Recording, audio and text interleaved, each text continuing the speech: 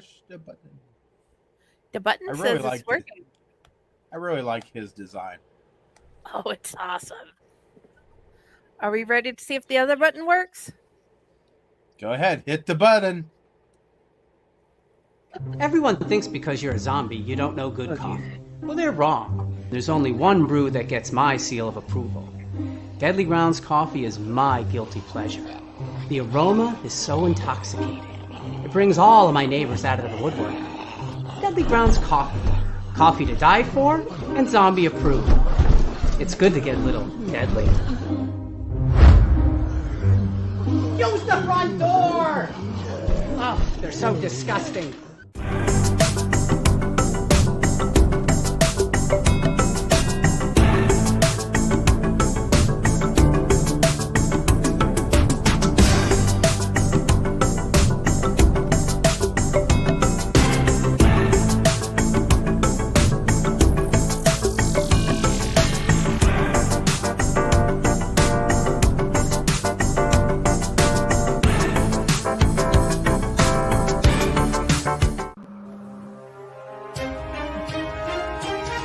The Dorkening and all affiliated shows are not intended for anyone under the age of 18.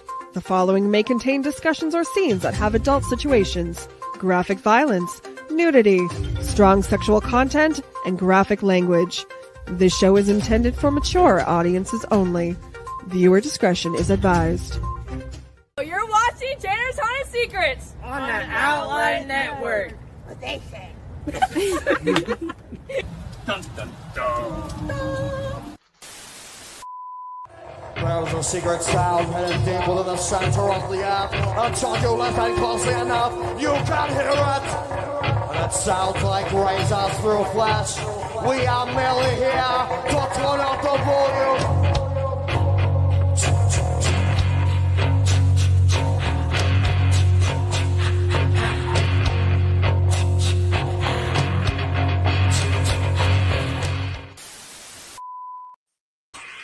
This is Maximus Christian Bryant with the Ohio Haunters Association, President, and you are watching Chainer's Haunted Secrets on the Owl Light Network. And I know this is not our normal scheduled week, but I blame it on this person over here. Well, no, this side. Friday Whichever side I'm on. You're on this side tonight. But Oh, okay. Friday found a new friend. All I did was I started the groundwork, and she said, we got to have him. No ands, ifs, or buts about it. We need to have him. I got him scheduled for this weekend or this week. And I said, that's not normal. So all I can say is thank you guys.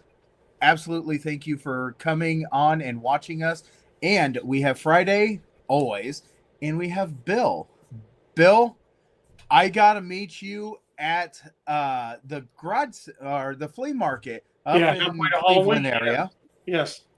And it was such a treat to talk to you. And I told you, as much as I wanted to sit there and talk to you more and more, I had a whole podcast show, and we were going to dedicate this entire time straight to you and your haunt, because, man, you were showing me a lot of stuff. You were talking about stuff. You were talking about how things were getting bigger for you, and you also have a big event coming up this year. Yes, the Hallow Expo, August 16th, Mineral Wells, West Virginia.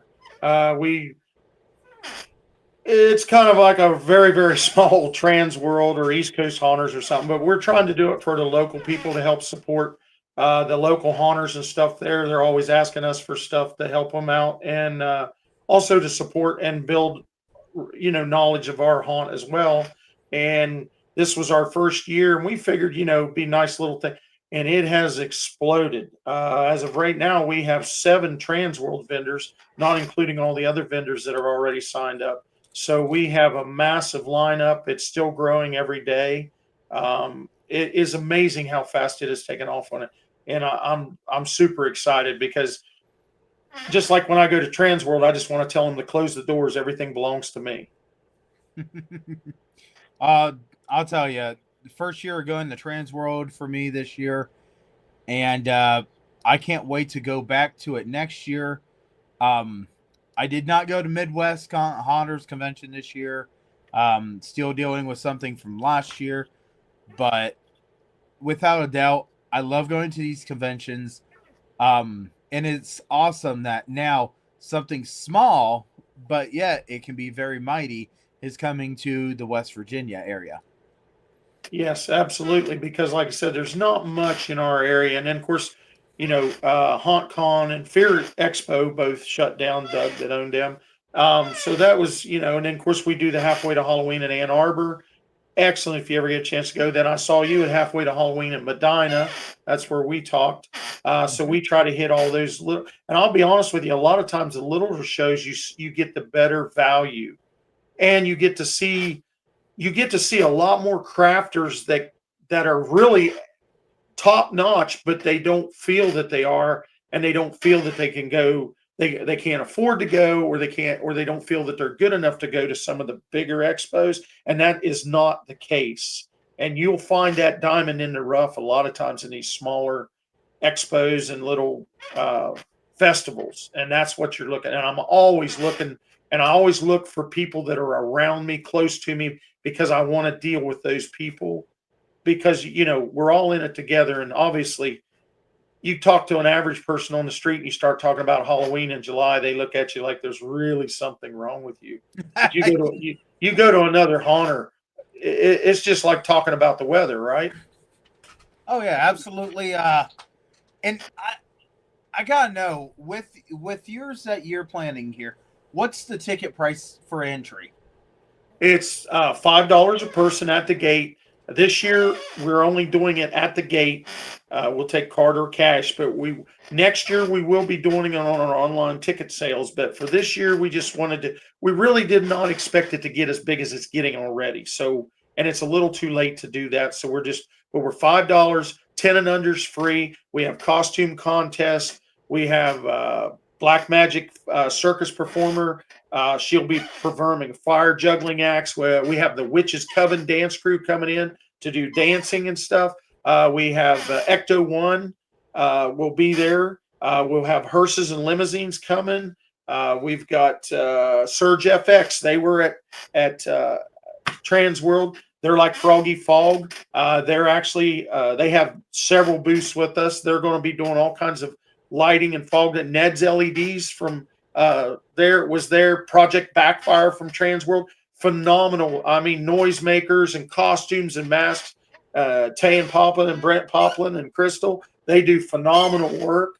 They're going to be there. I've have some others that have asked not to be mentioned. They just kind of want to be a surprise when they're there. But we've got all that going on. We've got raffles going off for new animatronics and stuff. My wife's trying to get me to raffle off some of my props that I've built, and I was like, is one of the Graydon kids available? We could try to get rid of one of them instead of my props, but I would rather keep my props. But we've got all kinds of other crafters. We got all kinds of food.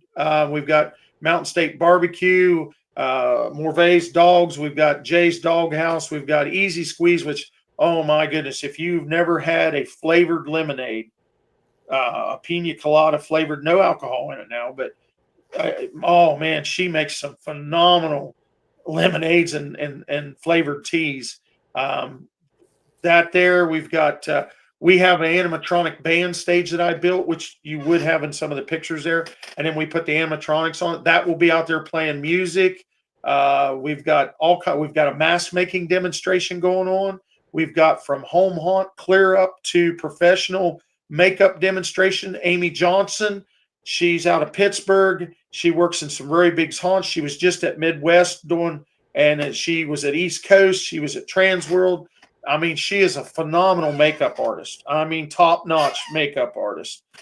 Crazy Thing Art, if anybody's familiar with him. Eddie Milburn, Crazy Thing Art. He's going to be there. He's going to be making some phenomenal. He's painting me a brand new Hallow Haunts sign this year at the expo.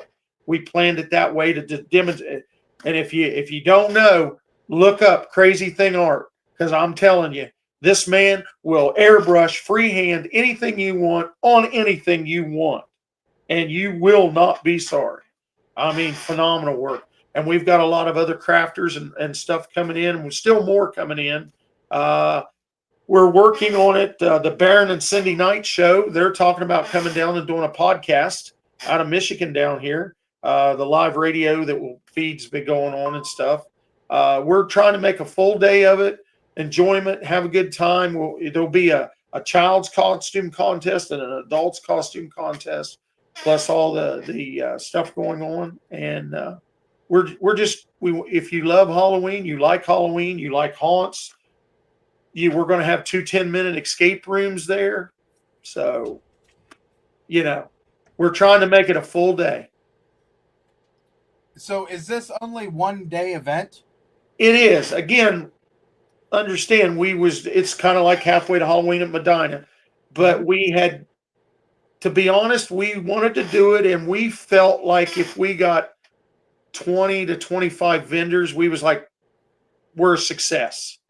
Well, we have literally blowed that clear out of the water. And then, like I said, 7 of those vendors are Trans World vendors, So that's like having Hulk Hogan show up on your front doorstep. That's telling how old I am, by the way. But I'm just saying, to get that caliber, and I'm not putting anybody down. All the people that are coming do phenomenal work. They are phenomenal artists. They do excellent stuff. A friend of mine, Robin from Kooky Spookies, she's wanting to come. She's trying to work it out. She hasn't, but she does fine. She does phenomenal costumes and stuff. And I really hope, Robin, I know you're watching this, that you get to come, because I buy a lot of costumes off that lady, and she does some of the most work you ever. She's doing a couple of customs for me right now. But yeah, we've, and everybody's in the same, again, like I said, we all want to be friends, and I don't know a stranger. You're just somebody I haven't met yet. That's the way I am. And you know what? I can tell just talking to you how excited you are for this and how amazing this is going to be, just by the way that you're putting everything into it. And it's amazing. And I can't wait. I'm hoping that my schedule will be able to get me down there. That way I can be there and see what you got cooking. Like I told you, if you come down, we'll put you a table there. You'll be there. It's no problem. You're more than welcome. So, and that would be awesome. So what got you not just started into this idea of this convention, but what got you started in this whole Halloween haunted house thing? I've always liked Halloween, but you know how life gets in the way. Okay. And you get a little older and you get a little more set, and a lot of my guys that work for me, they have kids and grandkids, and a lot of them have the campground, the same place I have my camp at the river. And then back in 2019, we was talking about how we felt like, we remember when we went trick-or-treating and how safe it was and how you didn't have to worry about this. And then nowadays you have to worry about traffic. You have to worry about, did somebody get bad candy? Did somebody do something? And we was just sitting there, and I was like, guys, we have this entire campground. We know everybody in this campground. 6 of these camps belong to us. And I said, let's just do trick-or-treat in the campground. So that particular year, my wife made vegetable beef stew, and we made some hot dogs, and we had a bunch of candy, and several of my other guys, they made chili and hot dogs and hamburgers, and they had candy. And I went and bought some of them. I had a few things, and we went and bought some of them straw scarecrows on the bamboo sticks, and we got them out, and I got a couple inflatables and stuff. And I think I ended up spending $500 or $600 on some stuff, and we just stuck it out and had a good time, and made a couple. I think we had 2 animatronics there just to make scare, and we doctored it up, and my guy's like, man, we didn't know you was going to deck it out like this. And it's like, well, okay. Well, then when it was all over, we had a great time and said, we're going to do this next year. Kids had fun. They were safe. I think we ended up with, between friends and family and their kids and all that, I think we ended up with like 30 some kids. So, but they just ran back and forth all night. And I honestly, that's what it's about. I mean, we're all, I'm all about my kids, my grandkids, and people's kids. Just, I would like to say we don't do vulgar, we don't do nudity. We try to do. I'm a traditionalist mostly, but anyway, afterwards, you start seeing everything after Halloween. It's on sale, and I'm in Lowe's because I'm a contractor, and Lowe's goes. I was like, oh man, that's on sale, and that's a good. Oh, Bill, if you'd buy all this, we'll give you for this price. Well, I bought that Lowe's out. Then I went uptown to the other end of town where the other Lowe's was at, and they said, "Hey, Bill, they said you done this, and we'll do this." And I bought that Lowe's out. And then I went over to Home Depot, and Home Depot said, "Hey, this is what we got left," and I bought that. And before the next year, I already spent like $5,000 or $6,000, and that was right after Halloween. And then coming the next year, I'd spent another $5,000 or $6,000. So, and then it started raining. And I got upset that my stuff was getting wet. And I go, wait a minute. Because I have a venue on my farm. We do weddings. And I have tents, big commercial tents, carnival tents. So it was a no-brainer. We set up a carnival tent. And that year we ran some string in there. And I had bought a bunch of tapestries. Quickest way to get a scene, right? Buy you a tapestry. It's already got the scene on it. And we clothes-pinned them on the rope and set up our little rooms, and we were off. And of course, friends and family were telling everybody on Facebook. And I mean, I think that year we ended up with like 250, 300 people showed up. So, and we ran it for 2 weeks.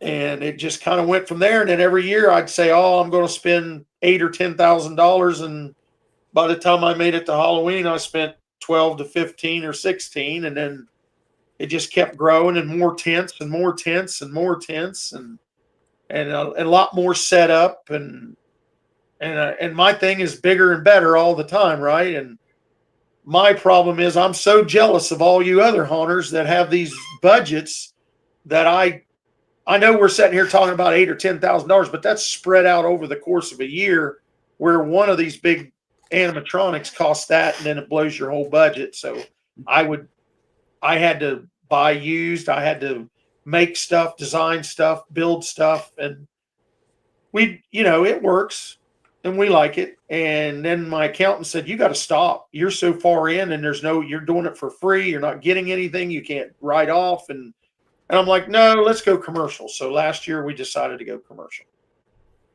So well, that's very awesome. And I'll tell you, we have been a little haunt. We love being a little haunt, and we donate our money. Everybody always looks at me and goes, I'm sure you're keeping something. And it's like, no, we're not. We do it for the passion and us. We do it for what we can do in our community. And it's really wonderful to see, someone else that's had this passion, and it just keeps on growing. That's one of the awesome things about our industry.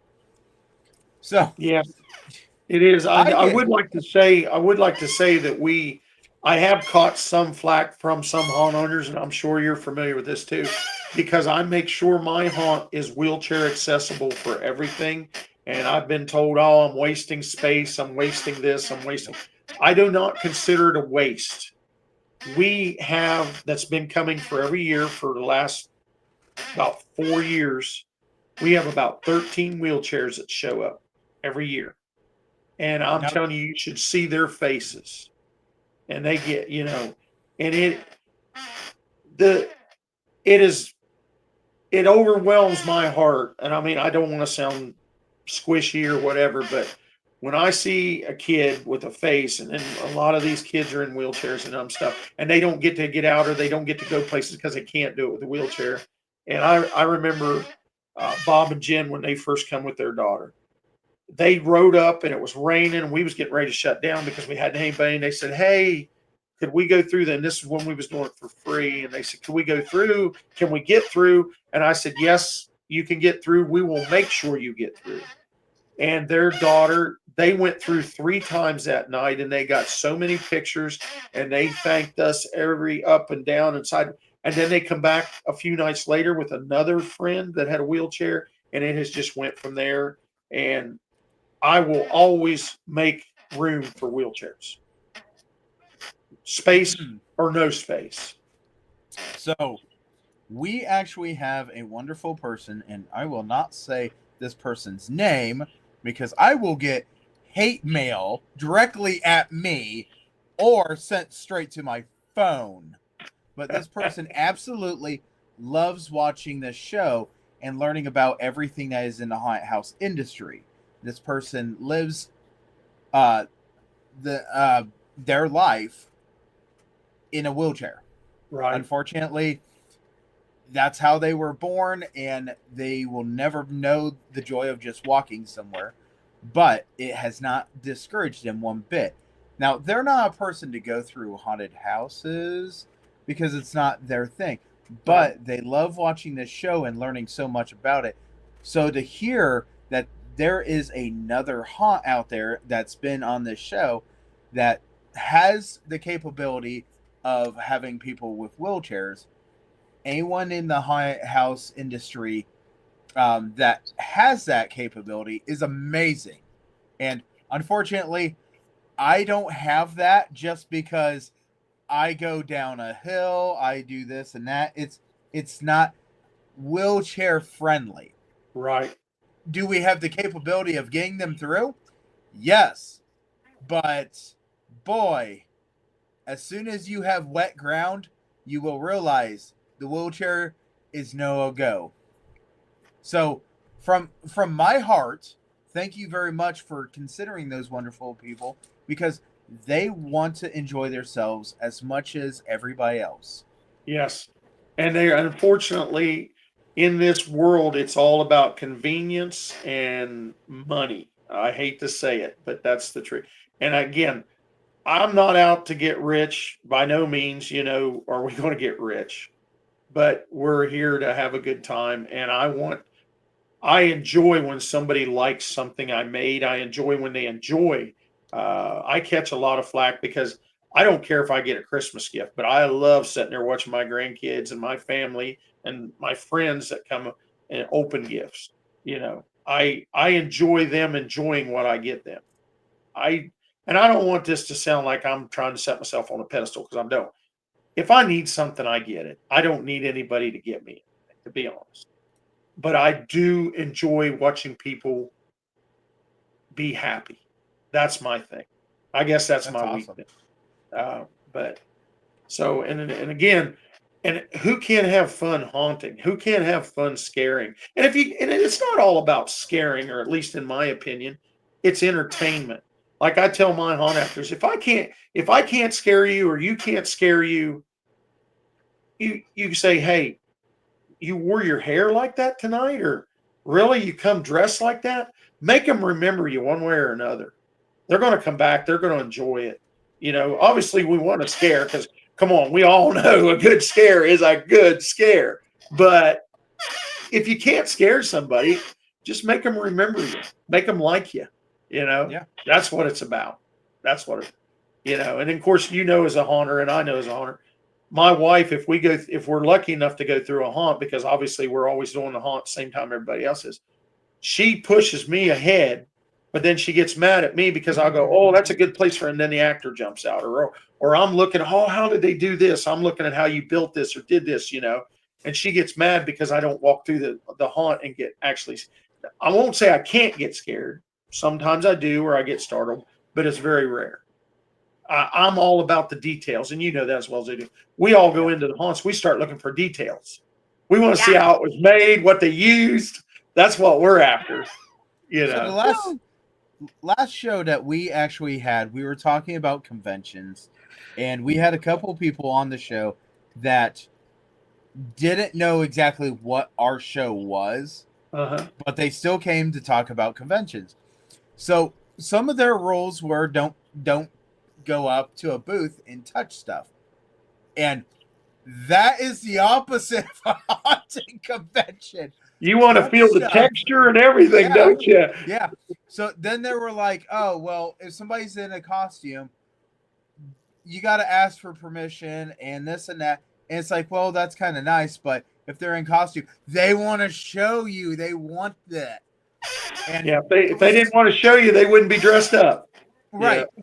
So talking about this whole thing, yeah, I know the feeling. Trust me, I go to haunted houses all the time.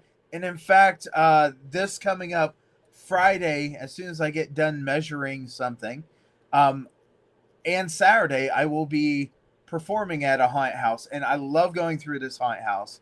And it is Friday the 13th, so why not find a haunted house? Exactly. And it is so wonderful.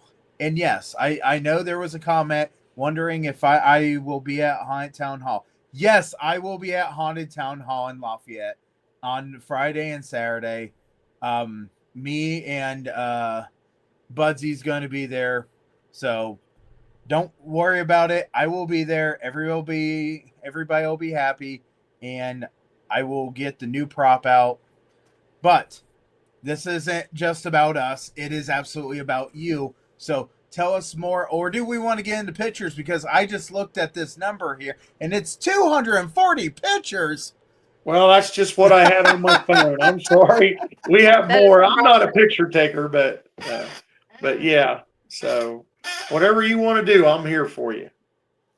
So what we usually do is we pull up pictures, and you just do us a favor and tell us what we're looking at, and how did we start with this? Oh, this one here, they're all out of. Sorry, I just want to let you know they're out of order of what I received because of the number. They lined back up in number format, not. That's not a problem. They weren't really in any rhyme or reason when I sent them to you either. So, okay, that's even better. Obviously, you can see my shadow in there, me trying to take a few pictures, but I'm not a picture person. But this is just the corner of our cemetery. These are columns that I sculpted out of foam and stuff, and the fence that I created for the cemetery. And then we have bought cemetery, headstones, and then we have headstones that I've made and stuff. And of course, Emmeline's there in the background, which Spirit of Halloween. And then you can actually see our gate tent back in the background, which again, these pictures were more or less taken for our own use, but obviously that's what that one is. It's just the corner of our cemetery there. This is actually one of the tapestries that we've talked about. This is in the Carnival of Terror, and look how quickly that goes on a wall and creates. Look at the vibrant colors in the picture, and when you put that in the dark with a very little lighting, I mean, it really brings. And a tapestry is a really easy way to bring a wall alive quickly. I mean, you can get a tapestry for, well, you used to get them cheaper, but between $25 and $45. And that particular tapestry is like 10 feet long and 7 feet high. So, I mean, and look what you get for it. I mean, anybody that's doing a home haunt or wanting to do, if you can't get everything done all the time, you can't build every wall, you can't build every scene like you want them to as quickly as you want them to. But I will tell you, tapestries will help you out. They will give you vibrant wall panels for very minimal expense. Yeah, that one there. Yeah, that is our child's room. That was kind of my play on some things. I have Moldy Mama. She's over in the other corner rocking with the baby. I have that swinging crib, and we put doll baby heads with red and green eyes in there, and we have some baby zombies in there, and we spin that around, and it was kind of like a daycare room for odd family together, and we had some creepy tapestries on the wall, and it goes, and then of course we used I believe we were using a green strobe on that room, and we had the you can see right there in the right hand corner, just barely, the merry-go-round with Ring Around the Rosie. When that plays ominous, that really sells a room in the dark. Now that was literally the first room going in, and it was a phenomenon. We had teddy bears in there and all kinds of stuff. So, and doll babies. So it's amazing what you can do with a doll baby that you can buy at the thrift store or the Goodwill. Yeah, Goodwill. Yeah. I know that place. That's Haunter's Paradise, isn't it?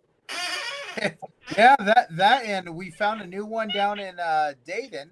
I just absolutely fell in love with.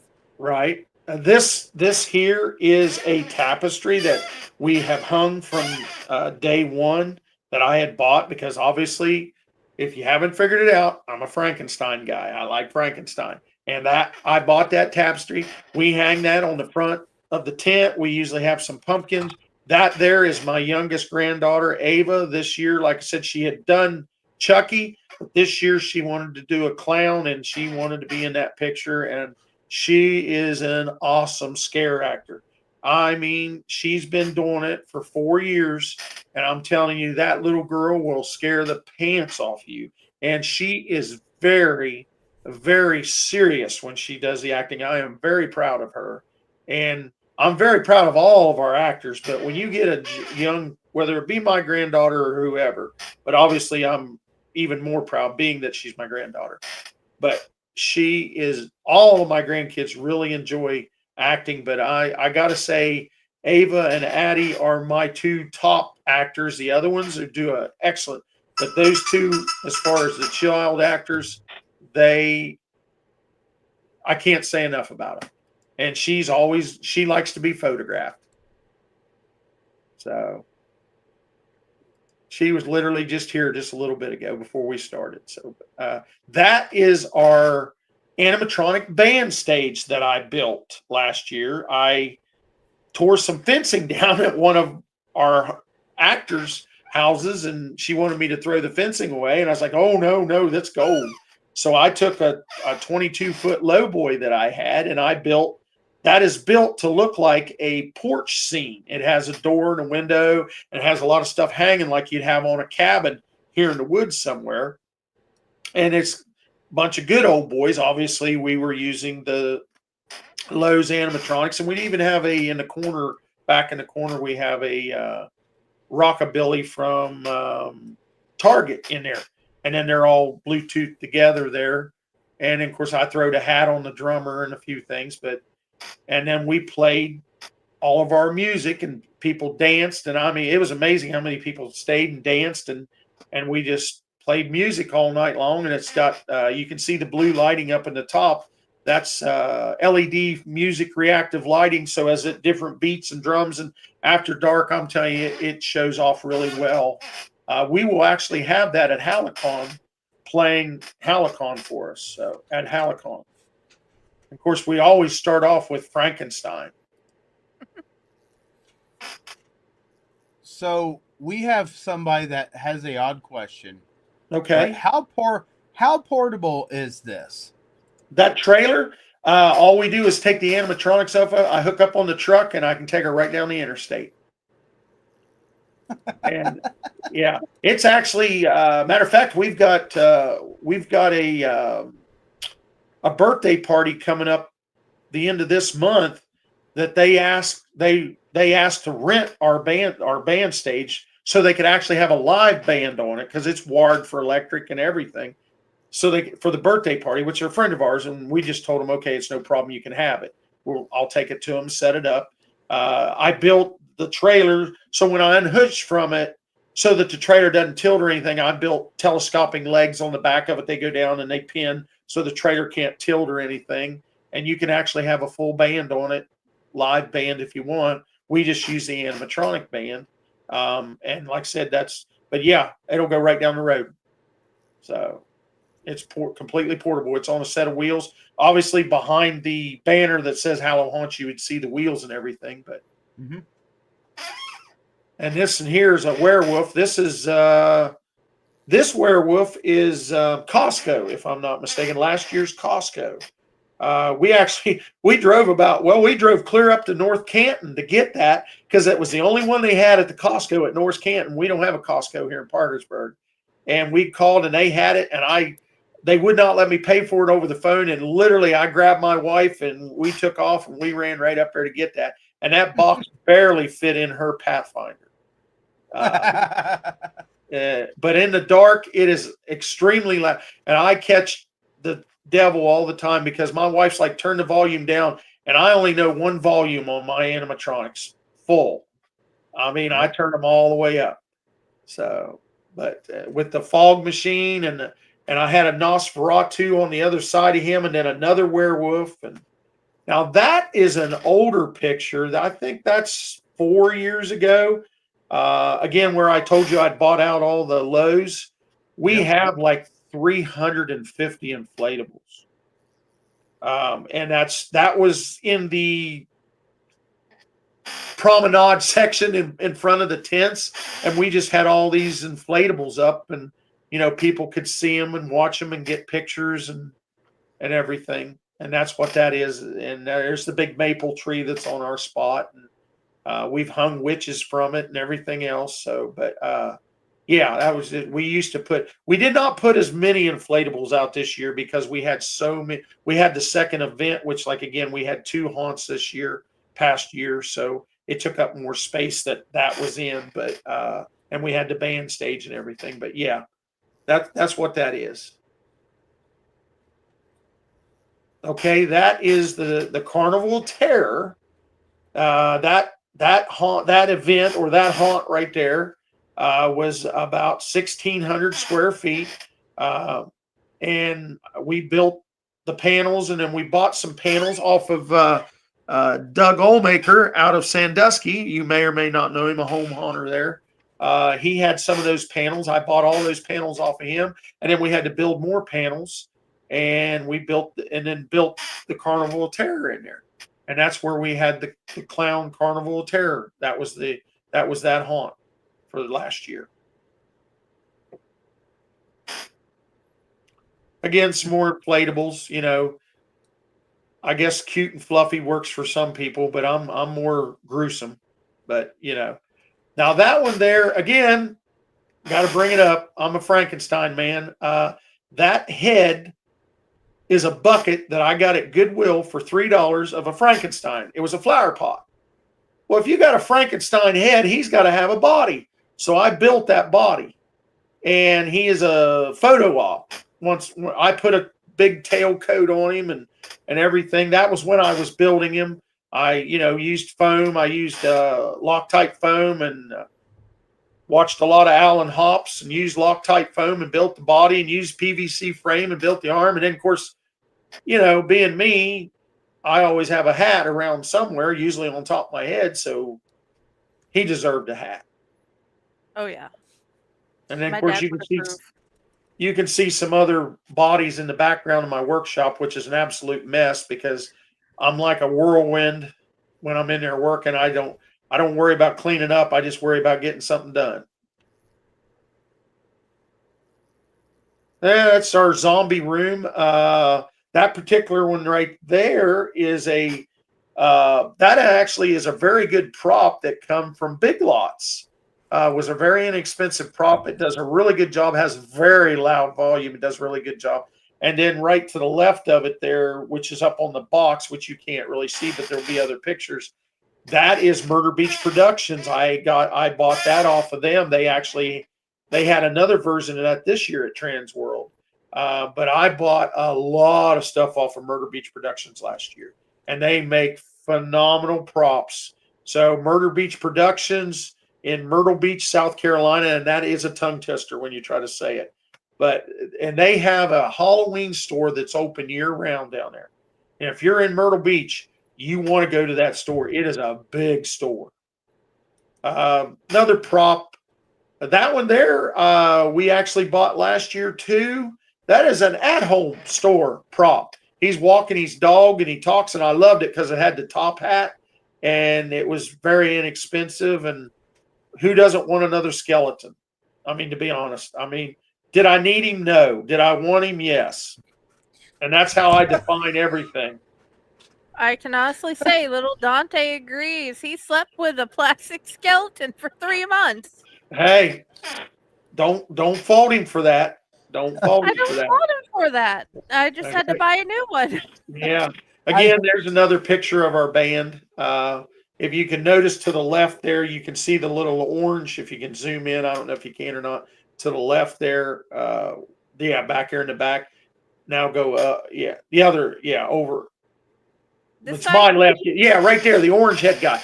That's the one. That's Rockabilly from Target. And I'll tell you what, that is an inexpensive prop but he does a phenomenal job. He strums the guitar, and he kind of doesn't go with the other theme, but I'll tell you what, we needed another guitar player, and that's what we had. And everybody commented on it because he turns his head, he strums the guitar, and he's a pumpkin. And if anybody knows me, I like pumpkins. I probably have 300 pumpkins, and I make pumpkins all the time. I don't blame you. Okay, that is what we call in our carry room. Didn't get it as full, but you obviously, I have carry distortions hanging up in the corner there.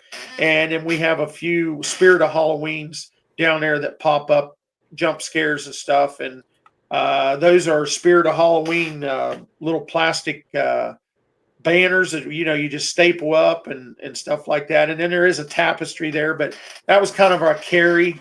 We call that our carry room. And we had I've got some doll babies that are from Home Depot on the other corner.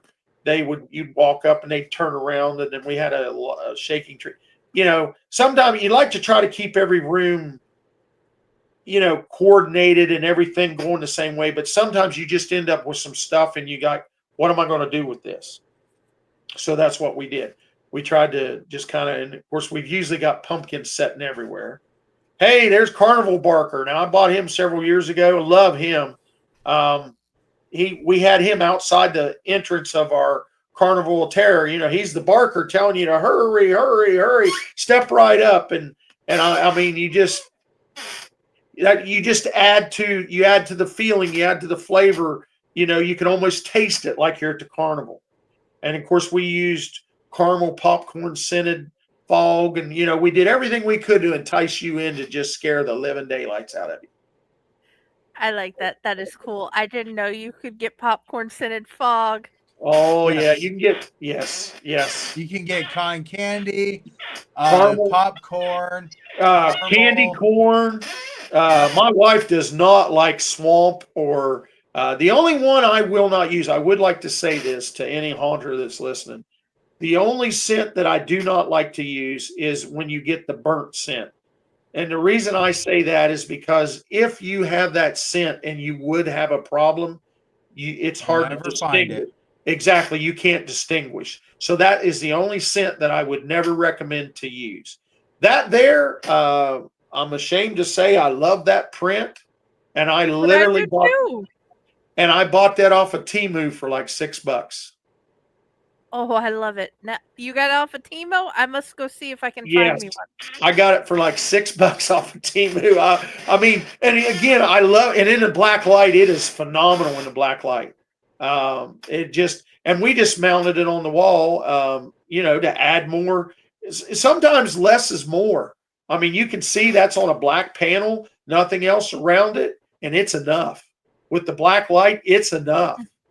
Okay, there's the other side of the carry room. Like I was telling you, you can see the pumpkin, and then you've got the little tombstone. That's a Big Lots special. And the little girl's a Home Depot, and she trips, and then her head spins around all at once. And that is a Haunted Hills scarecrow right there in the corner. Now, I'll tell you what, Haunted Hills, a lot of people complain about it. And again, like I've said, I had to work on a budget, and people say, oh, Haunted Hills, a lot of their stuff is cheap.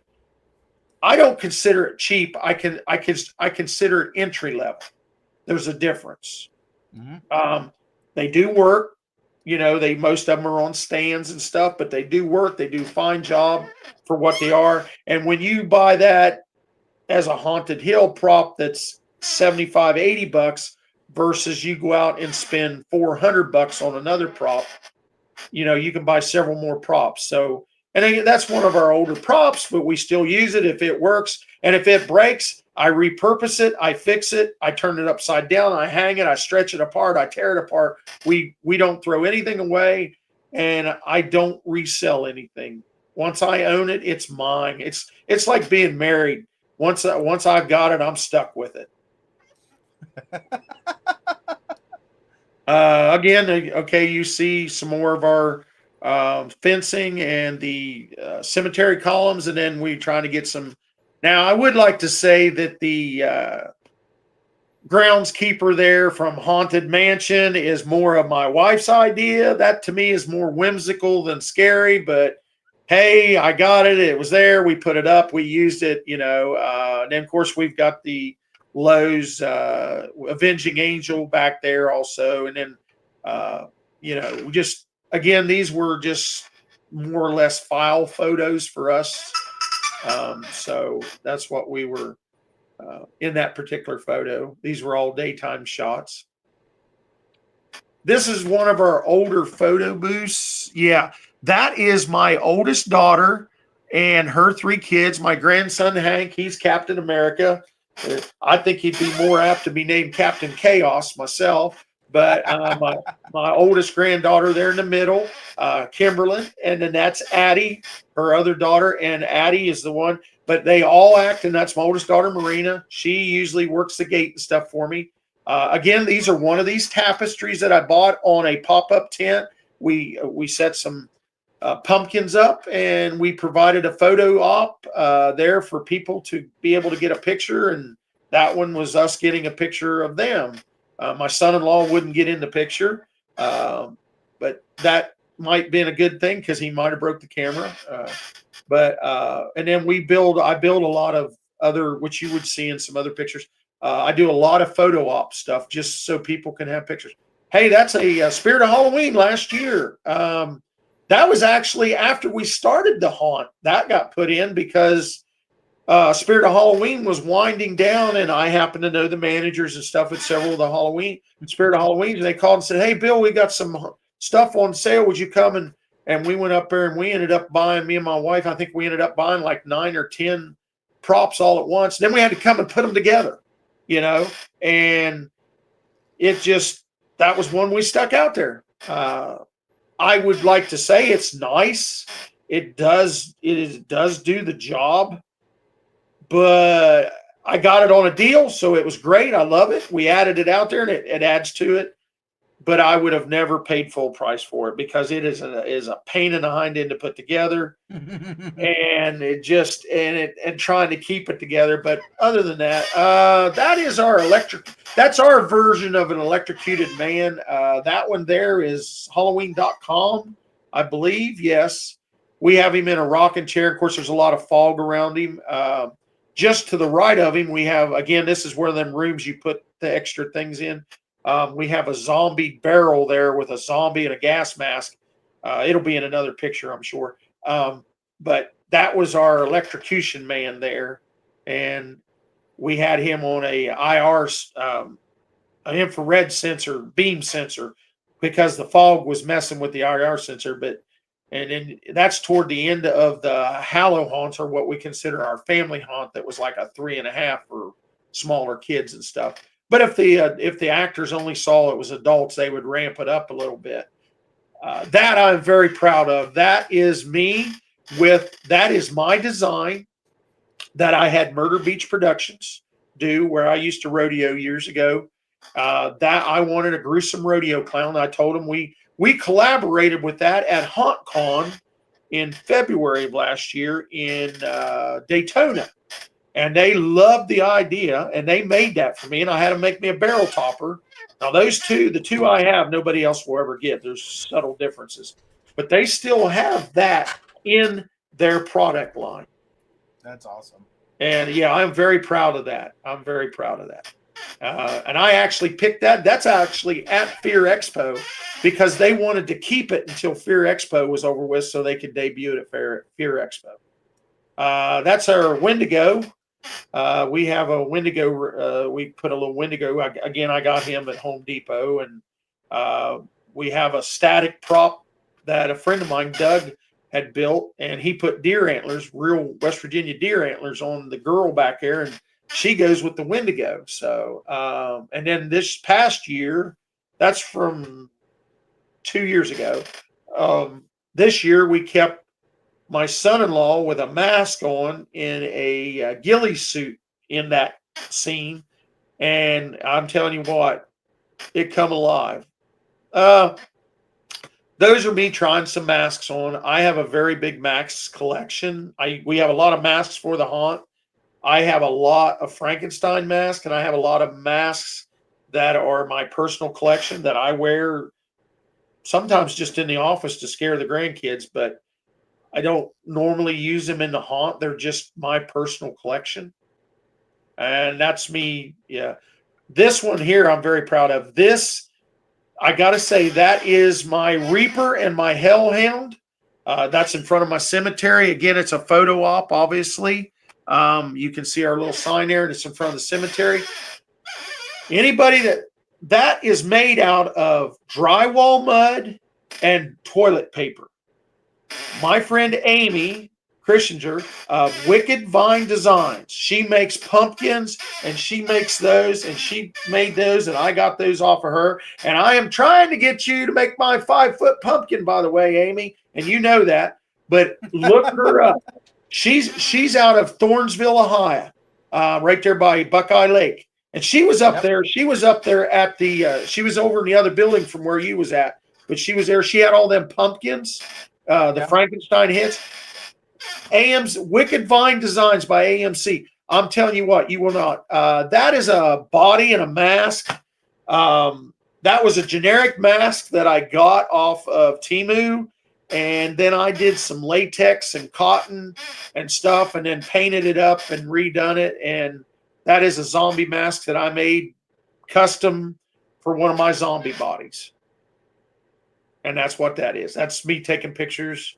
Again, that's one of those. I don't think that's Haunted Hills. I want to think that is. I want to say Techie, but I'm not sure. But again, it was I bought it. I seen it. It was on sale. As I remember, I think I gave $50 or $60 for that. But I will say, for as little as it is, I mean, just a pipe stem coming up to a head and a battery box and everything, that thing rattles and shakes and makes all kinds of noise. And that's what it's about in the dark. I mean, you could do. I see people get so obsessed about what something looks like, or they want to try to make something, and I'm that way too, and it doesn't come out the way. And like I tell them when I'm making props, it didn't come out the way you wanted it, but that don't make it wrong, because anything different in the dark works. That's in our witches room. We kind of dedicated one small tent area because we have all these witches. That witch there was Murder Beach Productions. My wife, she likes the witches, so we have several witches and stuff. Again, that's Murder Beach Productions out of South Carolina, Myrtle Beach. I'm telling you, they do phenomenal work. And that's a static prop. It's got a metal armature and everything, and they do phenomenal work down there. So awesome stuff. Awesome stuff.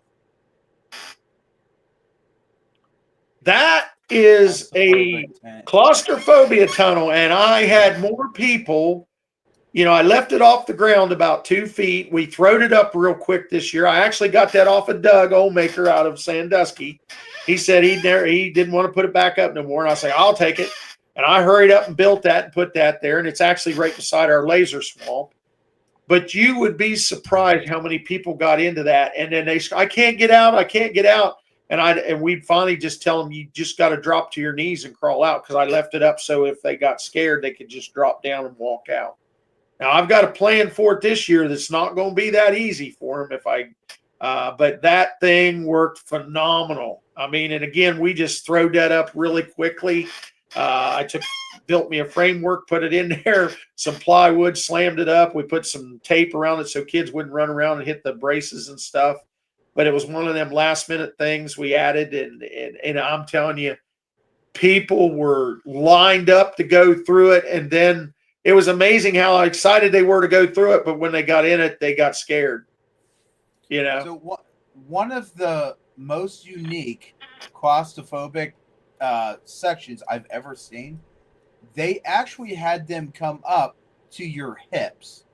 That's as high as they would go. Right. They had like fake meat, fake body parts and everything right off to the sides. As you were going through this, there was legs and everything hitting you as you walked through this. Right. And they had a victim actor right beside that. So as soon as you're walking through this, that victim actor would flip theirself over and look right at you. It was Yeah. very unique. Oh yeah, I was actually in a haunt last year. I won't say the name of the haunt, but they they did that. They had it waist high, but then they had their laser swamp. So then the laser swamp was just a little bit higher than the things, and it was a maze, and you had to try to work through it through the pinch tunnel that was at hip height, and then your laser was just a little bit higher, and then the actors were hiding behind the maze panels under the fog. Obviously, that's the point of a laser swamp. But Right. not only were you trying to navigate because you could not see how the maze worked, you still had to fight the claustrophobia tunnel. And I will say that was a very good, that was a very, you had to feel for it, you know, and then you had your actors popping up into it and everything. I remember I fought with my wife. I wanted to do a laser swamp, and she just said, "Oh, it's a waste. It's no good." And I will say, we went 2 years ago to Halfway to Halloween in Ann Arbor. Yep. And when they had a laser swamp, and we went in there, and my wife couldn't see anything, and I knew what was coming, obviously. And that actor jumped right up in front of her face, and she almost decked him. And you know, and she just got scared as all get out. I mean, she's a reactionist. And we got out there, and she goes, "Oh my God, we need to do that." And I'm like, "That is a laser swamp. That's what I've been trying to tell you for the last couple of years, you know." So then we did the, you know, we did the laser swamp. So, but yeah, that's the fun part about stuff is you get those stories to go along with it. This picture here is a spider web that my wife got at home, and she put it on one of our, that there is like our tent. We have like an usher at each one of our tents, so we can time the people going through. And what we do, we give them so much time, and then when the next group is going through, I have a bunch of noisemaker horns and stuff that I've made, and hers was an Ooga horn that particular time, and she would go off with the Ooga horn, and then of course we have one of our inflatables there. And that would tell the actors in the tent, next group's coming through. Mm-hmm. Again, more inflatables, you know, that just taking pictures. The most Soapy friendly one yet. Her favorite things. Yeah, well, again, I mean, they say that's a frightful. There's my Frankenstein again, you know. That's the tapestry that I got off of Light in the Box. They are, I tell you what, they have a lot of tapestries. It's a China place, but I'm telling you that I love that Frankenstein. I love it. I hang that thing every year, and it will be hung again this year. That rocks. Yeah. That one there, that is our fence banger. My wife wanted a fence banger, and a friend of ours, Doug, built that fence banger.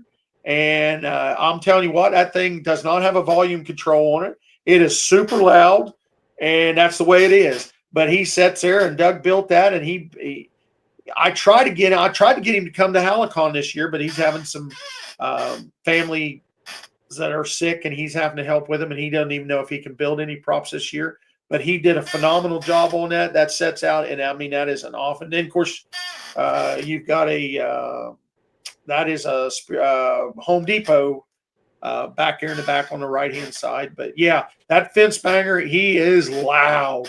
And as you come out of the family-friendly haunt, he's right there, and that's what that is. There again, there's a Frankenstein mask. You know, that's not a high-end mask, but oh yeah, everybody's. I would love to have. I tried to let my devil last year to get some more from Home Depot, but unfortunately, our Home Depot is a smaller Home Depot, and they don't. And that's right up against our Carnival of Terror tent, obviously the red and white tent. But yeah, I have those two. I built a big hearse, but I will not put the hearse out until I have at least a 6-hitch team, because I built that hearse so big. It's a 12-foot hearse, and I won't put 2 horses against it. I have this envisionment of 6 or 8 horses pulling that hearse, but that's 2 that I have, and eventually I'll find some more. You know, everybody knows me. I'm always looking. I'm hoping that they go ahead and they re-bring those out, because I've had one for 8 years, actually longer than 8 years now. and his name is Keith. And I have had to re-plasterize his head because he fell over. Right. So, Home Depot, I don't care who you gotta shake hands with, whatever. Bring the skeleton horses back and the ponies, because I have 2 ponies and one start falling apart and twisted apart. Right. And then I've got one that's in good condition, and then I've got Keith that goes out in the front of our display. I need to get some replacements. And you know what makes no sense is those things are so popular. It's not like they wouldn't sell out of them. Or the zombie horse. Now what I will say from everybody that I've ever known that owned a zombie horse, that the worst thing they hate about it is trying to keep it together. Right. The zombie horses they're killer. I would have 2. I would glue them together. They wouldn't come apart. I would just keep them together. But that's the worst thing about the zombie horses. What they had the zombie horses in, what was that, 2018, I think? They did the zombie horses. 2018, 2019, they did the zombie horses. Somewhere in there. Right in there, I never got them. I didn't either. I wished I had it. But this is our swamp shack. Again, this is more of that fencing that I created. That all comes down. And that is a Home Depot fisherman. We had used him there several years ago. We use him every year, but obviously I like to talk a lot. I apologize if I'm talking too much, but we put him at the end of our Hallow Haunts on our friendly haunt, and he was the last booth as you went out the door, but he talks for like 1 minute and 20 seconds. And we got a jam up. We always got a jam up. Everybody wanted to sit there and listen to him and watch him. And it started making a jam up at the end of the haunt. So what we done is I built that swamp shack last year, and we made him a standalone, and we put him out there, and we made it like a cabin in the woods, and we had snakes. And if you can zoom in there, you'll see that there is actual Spanish moss that I was in Florida up hanging off the porch real fair. See that Spanish moss and stuff there? Yep. And that brown.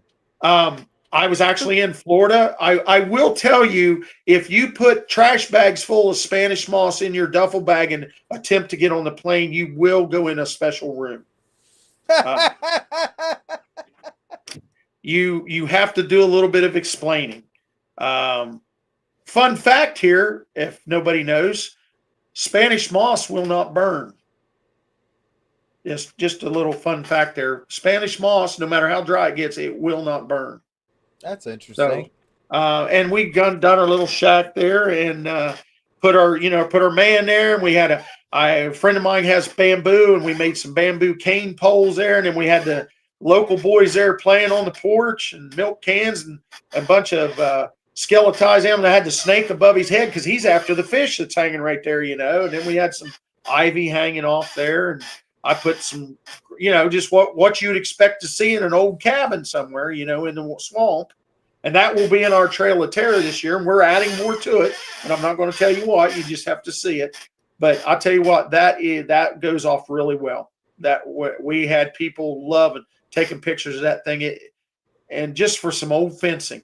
Folks, that's just old 6-foot privacy fence cut down and made into that.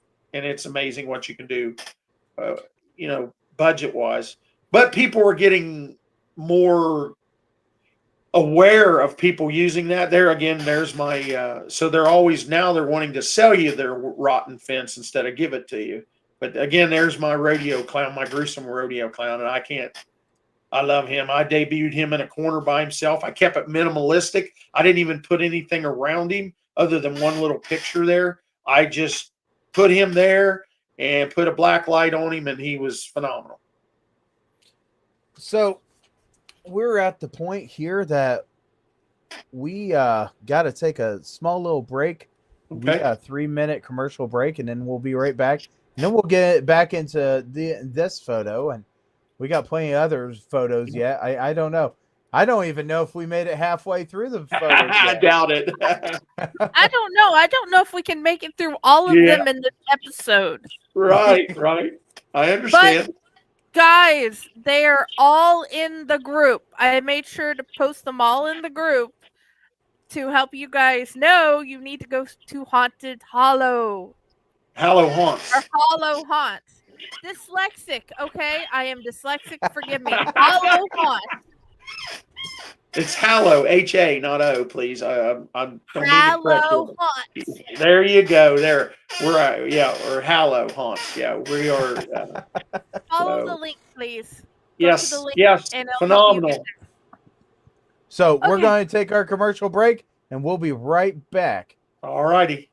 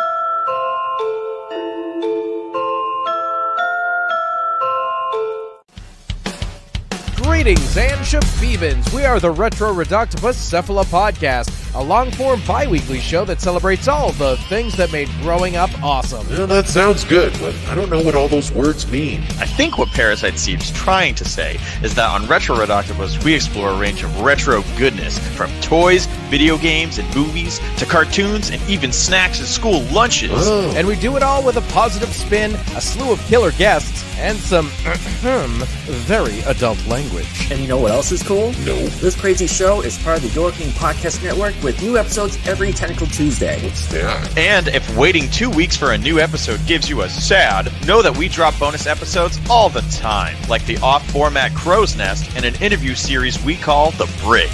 You can listen to Retro Reductopus on Apple Podcasts, Spotify, Stitcher, or any app that's cool enough to carry the only show that celebrates all the things that make growing up awesome.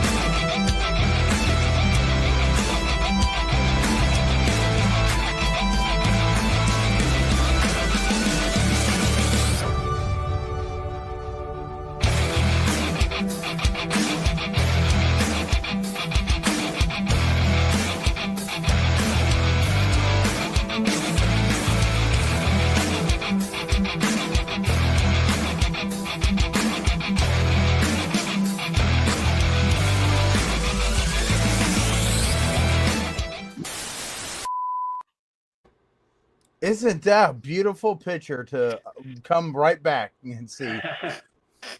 Yeah, that's a mask I got off of down in HauntCon from I can't think of the mask maker, but he's out of Michigan. We bought several masks off him, and I love that mummy mask there. We actually use that in the haunt. That is a very high quality, heavy duty latex mask, and it wears very comfortably. So, with this picture, I've got to ask a question. Have you ever heard this song? And it's a pretty old one called "I'm a Mummy." Yes. That right there. As soon as I seen that, I thought of that darn song. I'm a hippie. Yeah. Oh. That's just telling sometimes how old we are. Again, there's a picture at night with you can see our cemetery columns where I had the lighted skulls on all of our columns, and then we have the picture of the lantern with the creeper or our reaper and our hellhound, and that's one of our photo ops that we talked about. And again, I can't say enough about that. I was so grateful to get that off of Amy. It's one of our pride and joys in our haunt.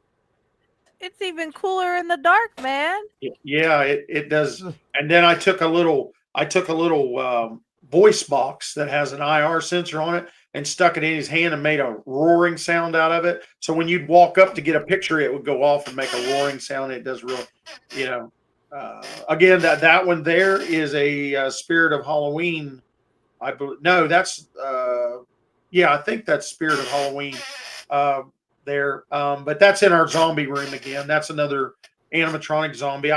We do have some pneumatics and stuff, but like I said, over the years we used a lot of electronics, and if I've got them, I use them, and we just add to it. So, and that's just another photo.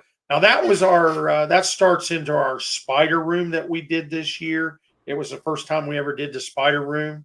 Obviously that's not a very good picture there, but we did I did a very big spider room, and then right toward the end of it, we got the Wanda, what is it? The Wicked Wanda from Spirit of Halloween. I got it in that group that I said that I bought, and we stuck her in there too, but I had spiders crawling all over zombie bodies and stuff I had. And of course, there's some of our photo booth from last year. You don't see all the photo up there, but you can see them. Oh, that is a Sam's Club from 4 years ago. I think that, there it is. That's a very friendly scarecrow. So he's out there for a photo op, talks, Ellie, nice eyes and everything. And then we had photo op on the other side, and then more this way, where obviously I made those plywoods where you can stick your head in them and get your pictures. And instead of the school bus, we had the ghoul bus. The kids could stick their pictures in there and stuff. I think there's more pictures, but that's what that is. We always try to give you something to take away with it. There we are with the swamp shack and the haunted tree, and then we have that blow up behind, which is the hearse. That was from our second year I'd bought, and then, of course my wife, we had to get all the skeleton animals to put out that she wanted to put out around the thing there. And I really love my witch and my Frankenstein that's 20 foot tall back here in the back. Got them at home. We loved, if the wind was blowing, you had to make sure you had them anchored down good. But man, of course, I'm a Frankenstein man, so anything Frankenstein. But those were attention getters, them 20 footers. Those were awesome. Again, another one that's the zombie. That there is a made zombie. I bought it off of a gentleman at Fear Expo that I was out of Orlando, Florida, and he made those, and I purchased them off of Fear Expo off of him, that particular zombie there.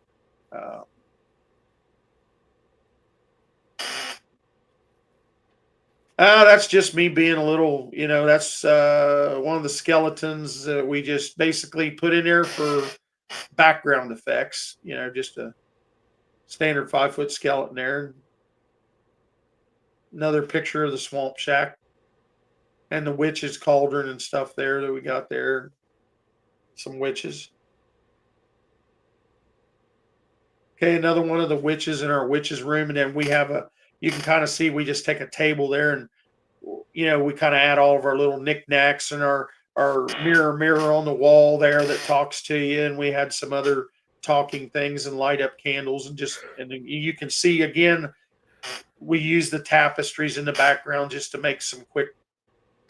And again, anybody doing a home haunt or anything, hey, Chuckles, Jiggles, I call him Chuckles, Jiggles, whatever you want to call him.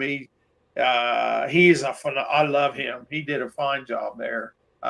He's in the Carnival Terror.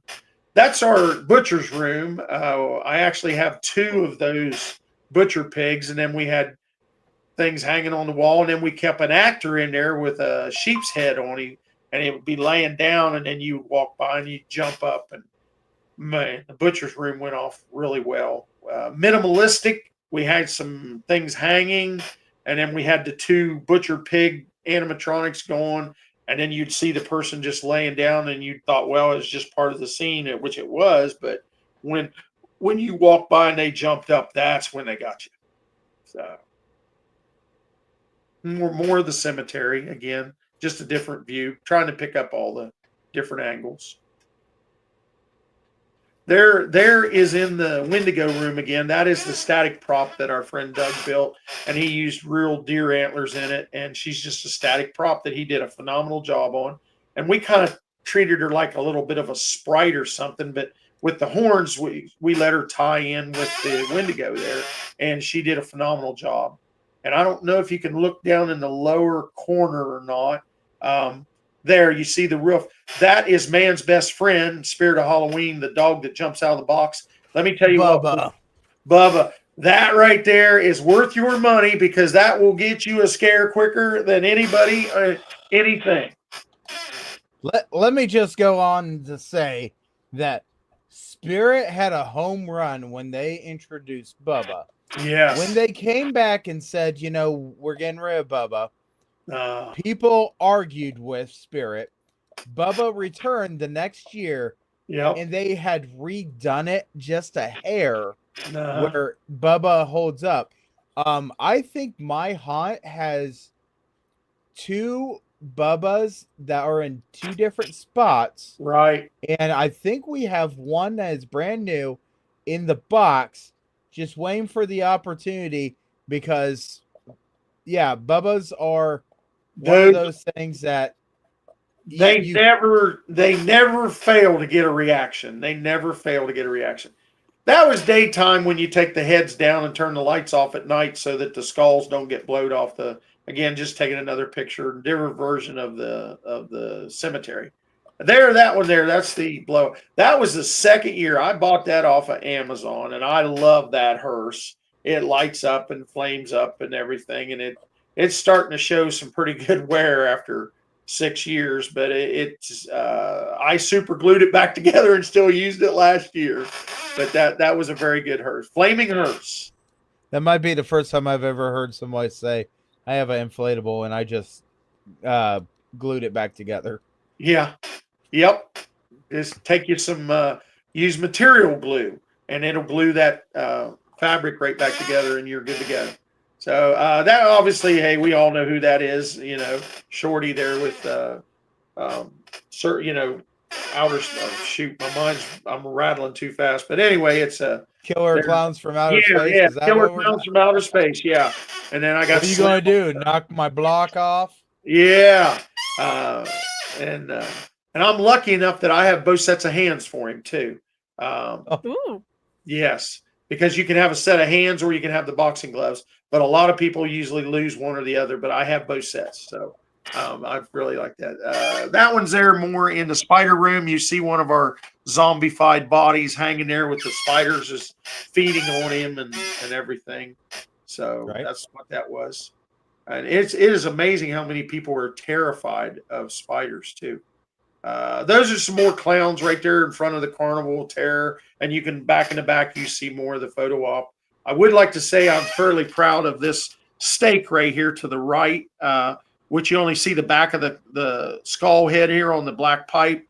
Those are Dollar Tree skulls that light up and flame. And then we put them on the post and we use them for our queue line and stuff. And you would be amazed what they look like when they're flickering in the dark. And then we just paint the things and we glue them on there, and we use them for our queue line and stuff like that. And we'll actually be using them in our Trail of Terror. Another amount of a mask. That's an inexpensive mask, but it doesn't have to be expensive to like to wear it. People think if they don't have a $200 or $300 mask, it's not worth wearing. That's not necessarily true. Another one of our butcher hall pigs in the butcher room. And I love that. I love that particular one. That there is another view of, and actually you can see the wind kept blowing my hat off, but you can see to the right there, my Frankenstein that I had built, the one with the bucket, right there. Yeah. That's a photo op there. Right there. That's the one I built and put the trench coat and everything on and made the hands for and everything. And then that's all photo booth there. You can see the road in behind. Hey, there we go. That was our second year. I still have that prop, but unfortunately that year, as you well know, it happens sometimes. We had some kids wanting to take pictures. They tried to stop him from turning and talking, and strip the gears out. And every year I try to get the gears for him, and every year they promise me the gears, and I've never got them from Spirit of Halloween Geek Squad. So Really? yes. And that's the entryway to the Carnival of Terror when we was putting it up. So that was, hey, there, now that is Haunted Hills. They're a Transworld vendor. I got them off them at Fear Expo. That is a killer.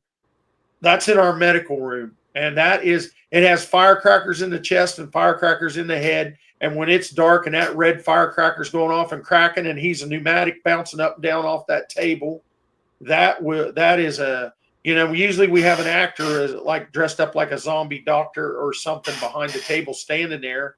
Now I will say when I do it, I kind of go a little bit farther. I usually hide underneath the table and come out from underneath the skirt there and try to grab you and stuff. On a little note, I would like to say I had an electrical malfunction on it last year, and the wire had got shredded, and it was actually electrifying the stainless steel table, and it went off, and it started lighting me up, and I was laying on the ground on that table, and I come out of there, and that lady thought I was going to get her, but I was literally just trying to keep from being shocked, and she went clear underneath the tent, went screaming out through there. I mean, and I was just trying to make sure she wasn't getting hurt, and she chased clear through the thing. But I was getting lit up by electricity. I was just trying to get off that table. And wow. So that was an experience there. So then we just had to shut it down and fix it the next day. Hey, there's Giggles. Everybody knows Giggles. I love Giggles. He's a very good one. Then there's a static clown there. That particular clown I bought at Fear Expo 2. The guy from Orlando built him. I bought all of his clowns off of him. He did, but the Giggles is, matter of fact, I just seen Walmart is still selling Giggles, and it's a really inexpensive prop. Walmart sells it for like $149. It gets a really good scare. I like the volume on it. I like the sound to it. It does a really good job. Hey, there's one of my barrel toppers. That is actually Murder Beach Productions out of South Carolina again. And then we got another Pennywise, and that little banner right there again. I'm sorry to say, but it come from Temu, and it does its job. And again, I try to explain people. It doesn't always have to be. We do in this industry, and you know as well as I do. There's some people out there that kind of frown on it. If you're not spending big money, they just feel like you're not equal. But I'm about the scare. I'm not about the money. Obviously I don't have that money, but you don't need to spend big money to get a scare. It's nice to have the bigger scares, but that just adds to it, And I think that little banner was a few dollars. Before we move on, Jenny? And that's black. I want to add on to what you're saying. My kid Sophia that I mentioned earlier. Yes. She asked for all types of monsters, stuffed monsters for her birthday. Right. And my daughter asked for Japanese stuffed monsters for her birthday. I was able to find all of them, all the ones on their list, clear their entire list out for like $65. 30 for one kid, 35 for another kid, and they got multiple Christmas presents. Right. That were exactly the monsters they asked for from Temu. You can get anything that your heart desires on there to make anything better, or to make your kid happy, or to decorate for Halloween, or just make your kitchen more organized. Temu is great. Well, I know a lot of people frown on China right now, and I'm not saying that I'm not one of those, but that's not where we should be right now about talking about this. But I mean, if you're willing to pay for it, if the tariff goes up and the price goes up and you want it, it's available. That's the way I'll say about it. Yes. That there, I love that snake. That's in our witches. That's right in front of our swamp shack. That there is a local hardware store. That is a porcelain snake, and then the head has a little battery box in it. The eyes light up red. That thing's heavy. That thing weighs about 10 pounds. But I just thought, how cool would it go right there with the swamp shack? I'm always looking and adding that stuff to build that scene more and more. Go ahead. I just think it's amazing that This is in the swamp scene, and if you go to that picture once again, I want to point out that you're in a swamp scene and you got Donkey. I don't see a Shrek, but you got Donkey. Yeah, yeah. Again, that was my wife with Tractor Supply, and she got the whole kit and caboodle. And we own a farm, so it all plays out there and everything. We have a very big collection of little animal skeletons that we actually have in our concession stand. And this year, I do believe that they are going to pack up for a 1 day only and go to a fire department during their special fundraiser. Nice. Again, that picture there, if you can see the zombie that is on the box, that is Murder Beach Productions again. And then the other zombie standing there is a gentleman that I got at Fear Expo. He made that zombie too. And then Doug built the zombies that are hanging off the wall behind them, a friend of ours. And he does phenomenal work, as you can see. And those eyes light up and everything. You can see the red eye in it and everything. And I mean, I love the hair on them and how he distressed the jackets and everything. I bought several of them off of him. And he does really good work. He doesn't think so, but I keep telling him he does. But that we had a whole zombie scene there. That was that particular picture. I don't know. She froze. Yeah, something happened there. But anyway, like I say, we'll keep talking. Obviously anybody knows me. I like to talk. If you would, my father-in-law, he's gone, bless his heart. But he, hey, there's another one. There's one of our, we call that Fatso, is what we call that one. That is another prop that I bought off the gentleman out of Orlando, Florida.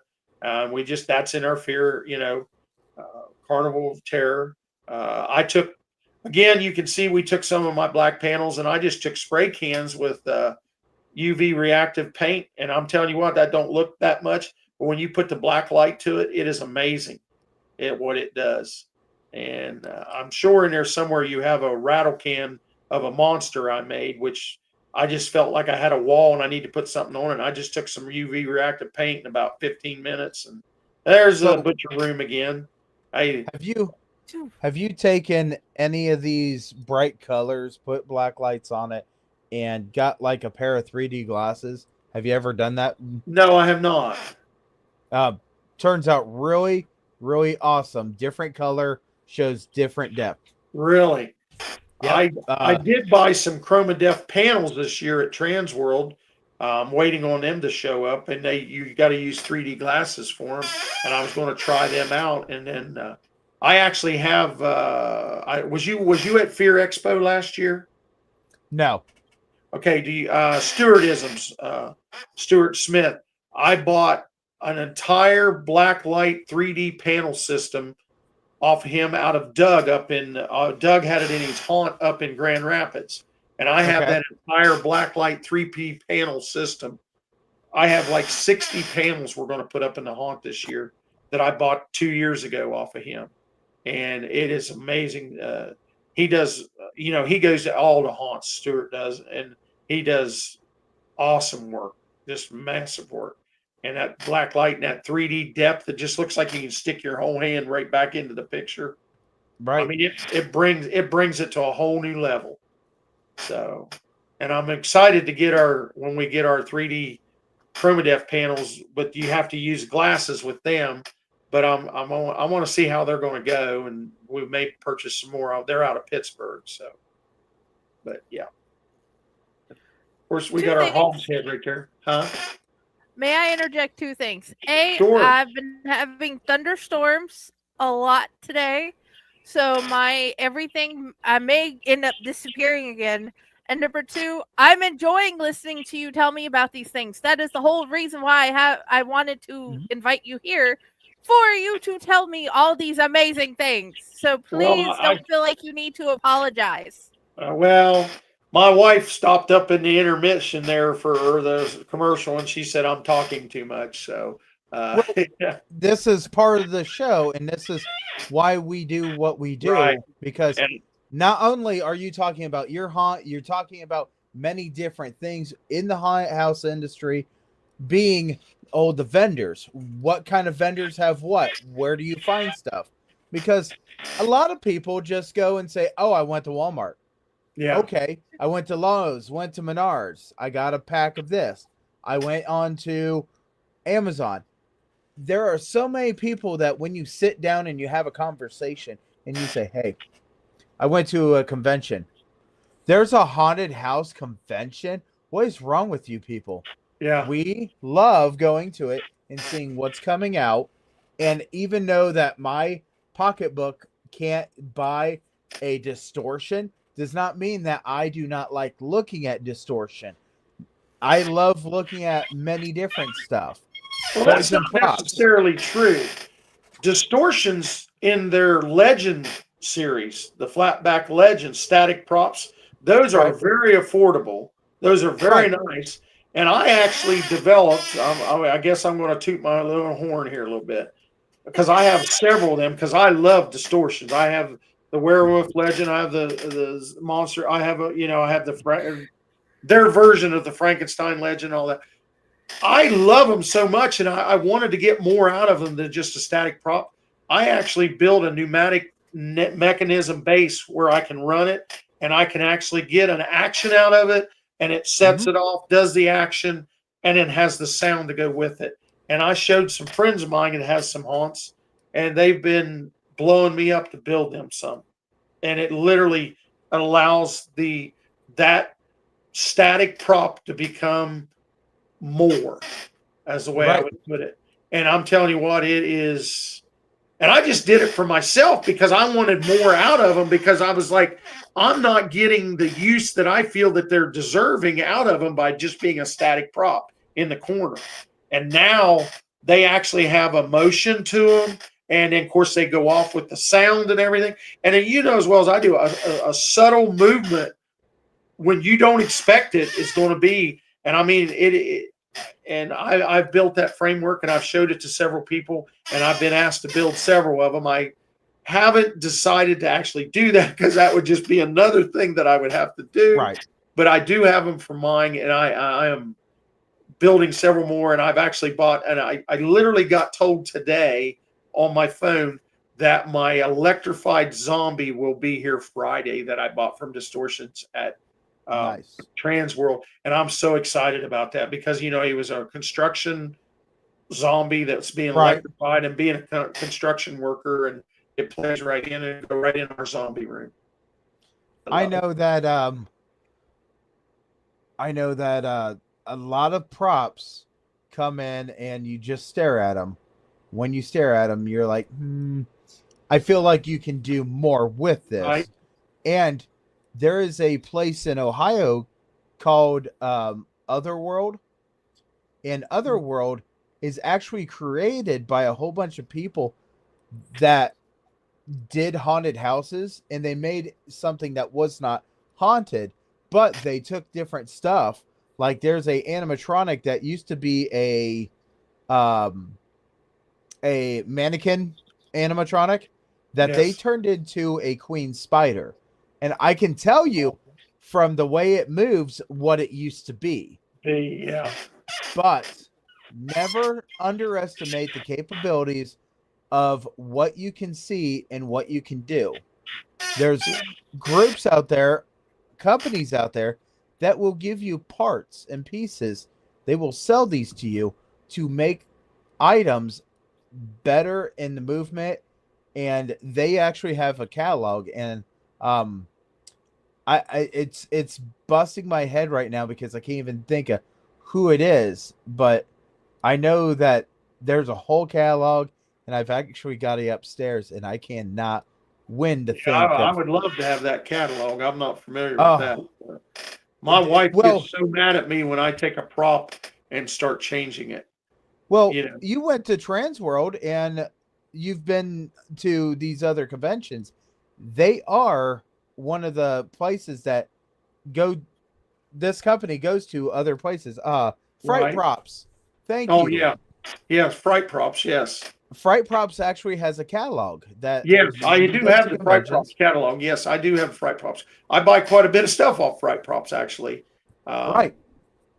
But yeah, but yeah, like I say, but anyway, my wife gets so mad because I'll take something and put blood on it, or I'll rip the shirt more, or I'll take mud and rub on it. And, it's like, oh, you guys started off with a good plan, but you just didn't finish it. Let me do it. Right. And I've taken outfits, dug a hole, stuck them in the Yep. hole, and forgot about them for a month, and pulled them out of the hole, and cleared off the dirt, and said, "Now it Right. looks great." Oh, I hear you. I hear you. Yeah, it like that boar's head in the picture that you have right there on the chopping block. That is Monster Misfits. I got that off him, and then I ended up getting a second one at CreepyCon last year. The Clown Cartel was running a benefit auction for a charity, and I ended up bidding on a Clown lot of Cartel. stuff. And I thought that we were going, we'd get outbid. I ended up getting about 60% of the booth in the. So needless to say, I was their biggest charity provider on that, which I was just tickled with. And they actually just contacted me a few nights ago, and they might actually come up here to HalloCon. And I told them if they come up, they could have a booth for free for their charity to run their charity auction.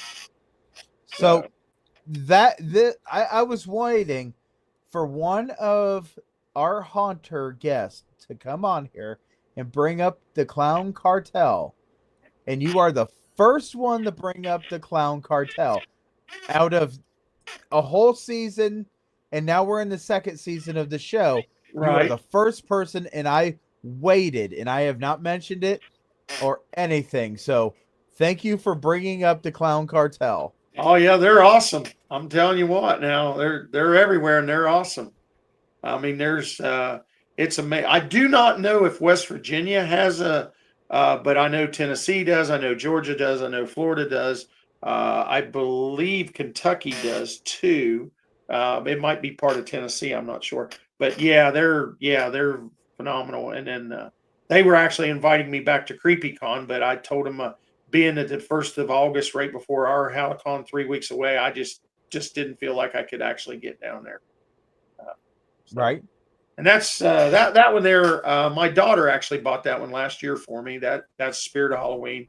Now I will say that is a very good prop. The way he talks, he doesn't have a lot of different phrases, but he swings, he talks, and he's very loud.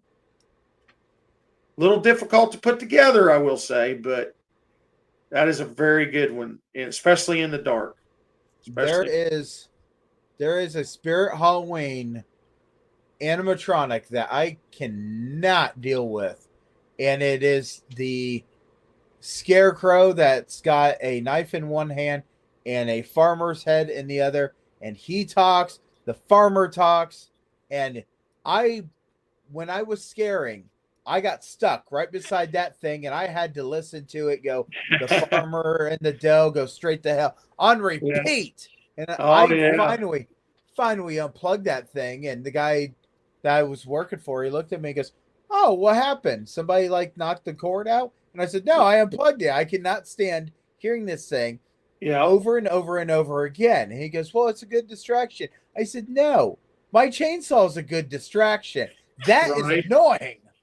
I want to buy me a haunt saw, but I have a budget that I need to deal with. But I want a haunt saw so bad. The ultra saw, I want the ultra saw so bad. That is the pinnacle of a chainsaw now. That he has done so well. Him and his partners done so well designing that. I have given him props when I seen it the first time. I looked at it and I'm like, man, that's a heck of a paycheck to get that thing. Right. But I asked him, I said, okay, what happens if it breaks? And he goes, what do you mean? I said, if it's not working, can I send this back to you? You redo it. And he goes, yes, we can. Oh, yeah. That is a option. He's awesome. We hung out a bunch there at Transworld this year and everything. And this particular picture you got right here, that is the Headless Horseman. I got that thing in pieces. I kind of pieced it back together. The electronics were going on it, but I could get the legs to work and stuff. And I ended up, in order to get the pumpkin, I ended up putting 2 LED bulbs up in there and running them on a 9-volt battery because we couldn't get it to do anything else. But it's a nice little prop. It snorts in the front legs, right? And I managed to piece that thing back together and make it work. And it's just something else to add to, I'm a big Ichabod Crane fan, I love Bing Crosby singing that song. More pictures of just us taking a farther back view of the area outside the haunts. You can see we take up a fairly big area in the band and stuff, and there's some more of our queue line posts and stuff. The Red Witch there, that's from Lowe's. I gotta say that's probably my least favorite prop. Again, she was a $400 prop, and I got her for like $60 at the end of the season, and I put her up. But it's hard to keep the hat on her. She, as many times as she goes off, she doesn't go off, but she gives you the look you want. So sometimes I don't even worry about plugging her in. Wait, what is your favorite prop? Well, Something Frankenstein. Yeah, it's got to be Frankenstein, which I bought when Home Depot released last May, when they done their servo Frankenstein. I bought on that midnight sale when they released it for that first few hours. I got one of him. That there is just an actual picture. But I have that. I got that one, and my rodeo clown would be my most favorite props. Alrighty. Because I will say that Home Depot, that's in our medical room. That's the medical cabinet, obviously, with the blood and the head, and stuff like that hanging there. And again, those are just odd and end things you pick up here and there, bottles, and then we used a little bit of blood and water in the bottles, and that was a medical file cabinet. And we put some blood on it, and that head there, right up there, I think that's we got that right there. That's an optometrist eye thing. I got that at a flea market for $10, and goes right in with the medical scene. And then that head, I bought those heads 3 years ago up at halfway to Halloween in Ann Arbor. I got a whole bunch of heads, and you got to stick a head wherever you can, get a head. So. But I'd like to say that little purple thing right there with the kind of like the little monster heart right there on the left there, or my left, I would say, beside that head there. That is literally Dollar Tree. I mean, that's literally $1.25, but it's a good little accent thing. People, I get into it all the time with people that own bigger haunts and stuff, and they feel like if you're not spending hundreds and hundreds of dollars on something, you're not doing it right. And I disagree with that completely. And there's my 20-footers again. I love them 20-footers. Those were from At Home, and I'll tell you what, they were well worth the money because they're 20 feet tall and they light up, and when it's dark, you can see them from a long way to ways. And again, it's a Frankenstein, so how can you go wrong? No, you can't. Yeah. There again, another picture of the cemetery. I mean, a lot of these were just file photo pictures that we had. And I would like to say that little blue tombstone is kind of leaning against the tree there, because that thing is made out of, it's a really heavy tombstone. That was Home Goods from like 3 years ago. And that thing makes noise and everything. And it's got a whole little scene there, but it wouldn't set level on the ground. So I leaned it against the tree, and then I hid the smoke fog machine behind it there. But I love that thing. It's heavy. It takes 2 people to lift that thing. It's so daggone heavy. But I'll tell you what, that was $99 and 3 years ago. That was money well spent. My wife's always on me because it's blue and it doesn't fit in the cemetery. And I was like, I don't care. That was our rat room. That was a minimal room again this year. We just kind of throwed it in her. My wife wanted that rat. I bought her that rat. And then we throwed some dead bodies and some mice and rats around. Obviously, we got pumpkins. We used, you noticed on the wall and some hands, and there'll be another picture somewhere, but on the other side, I've got distortions, leftovers laying on the floor with rats chewing on him. And again, if you see the background there, those are my black walls. And literally, folks, that is Amazon. That is the plastic background from Amazon. It's like $10 for 30 feet of it. And it's the brick on the bottom and the wood on the top. We have 10-foot walls. And I mean, 15 minutes of stapling that up, and you got to. And when we had the red light in there with the red eyes on him, and I had a drop mechanism in there that would drop a dead body head down on you. There's more of the cemetery. Now there you can see the main gate cemeteries with the big skulls on them. And folks, don't think this about that. Those skulls come from Cracker Barrel. Cracker Barrel had them big skulls. And so, dude, I do want to, before we jump too far here, I do want to make a comment. In your rat room, one of the coolest things I've ever seen with a rat was a older rat, like one of the rubber rats, you know? Yes. And he was really flexible, and he was in a rat trap. And they had a small little motor that would set off every so often, and it had a little push rod, and it would just push him up and down. It looked like he's still alive, trying to get loose. Yeah, that would be so cool. If you see that big rat right there, that big black rat right there, shout out to my friend Donnie that works for me, Donnie Smith. He got that. A guy was junking a rat rod. He had a rat rod car, and he had that rat super glued on the hood, and it was starting to deteriorate from the sun. So I got it and repaired it. And that thing's about 12 inches tall and probably a good 8 inches round. And we put that, I refurbished that and put that in there, and I love it. Again, there's our spider room with our webs and our dead body and everything. I'll tell you what, and I had like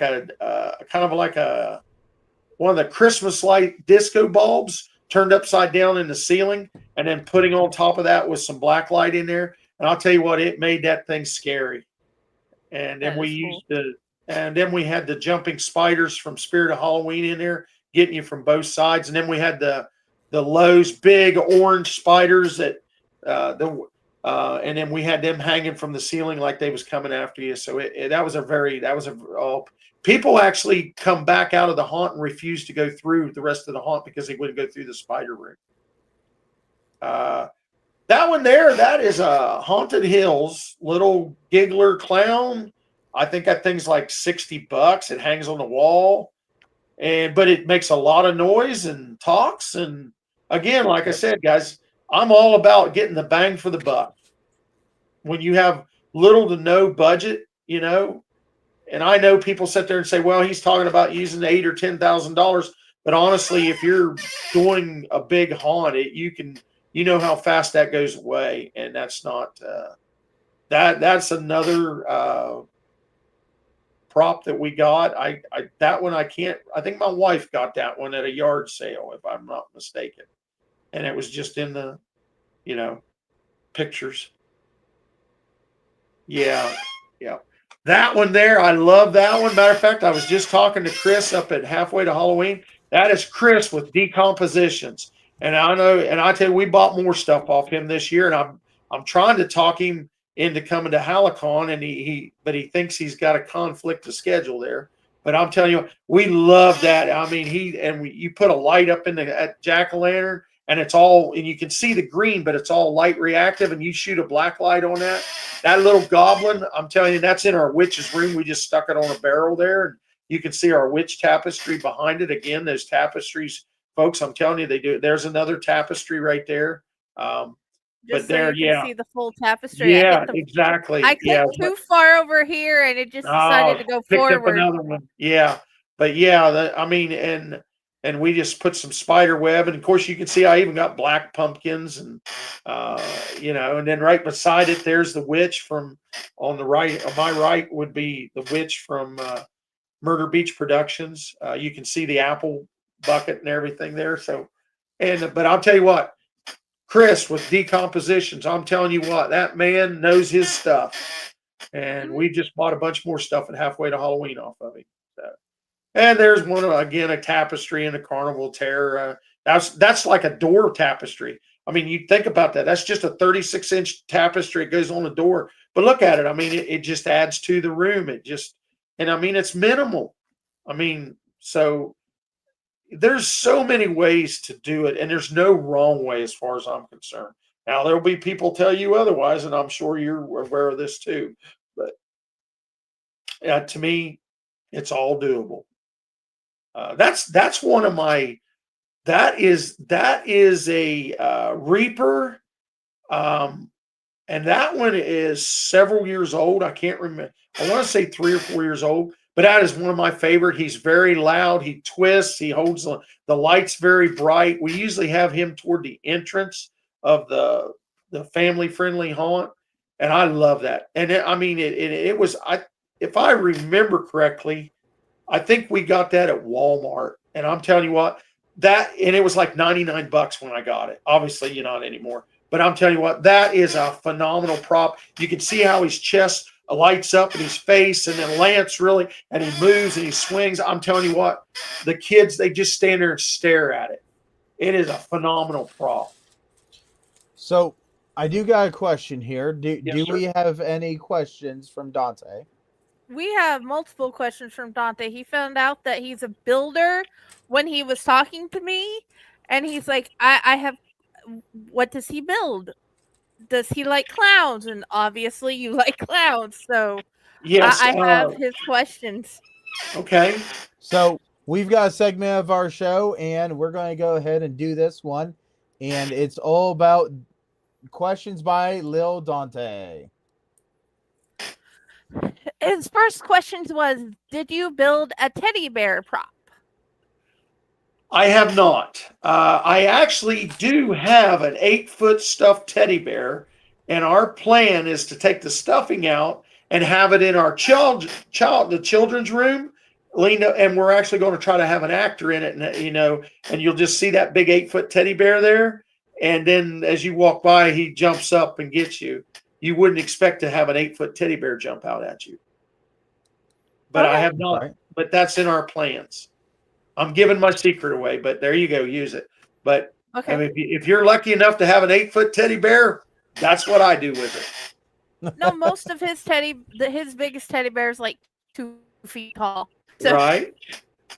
A lot of people put different faces on them teddy bears. I mean, they were at Trans World. They were at CreepyCon. You'll see that all day long at CreepyCon, which is coming up August, 1st through the 4th, I think it is, down in Knoxville, Tennessee there. But yeah, wow. And there was quite a few up there at Medina. They had that way too. Yeah. But yeah, it's a big thing. Rip the face off and put a different face on it. So yeah, go ahead. Which of your clowns would most likely eat somebody? Which am I most? I would probably have to say that was going to be one of the killer clowns, probably Slim. I mean, he to me always seemed like the most meanest one.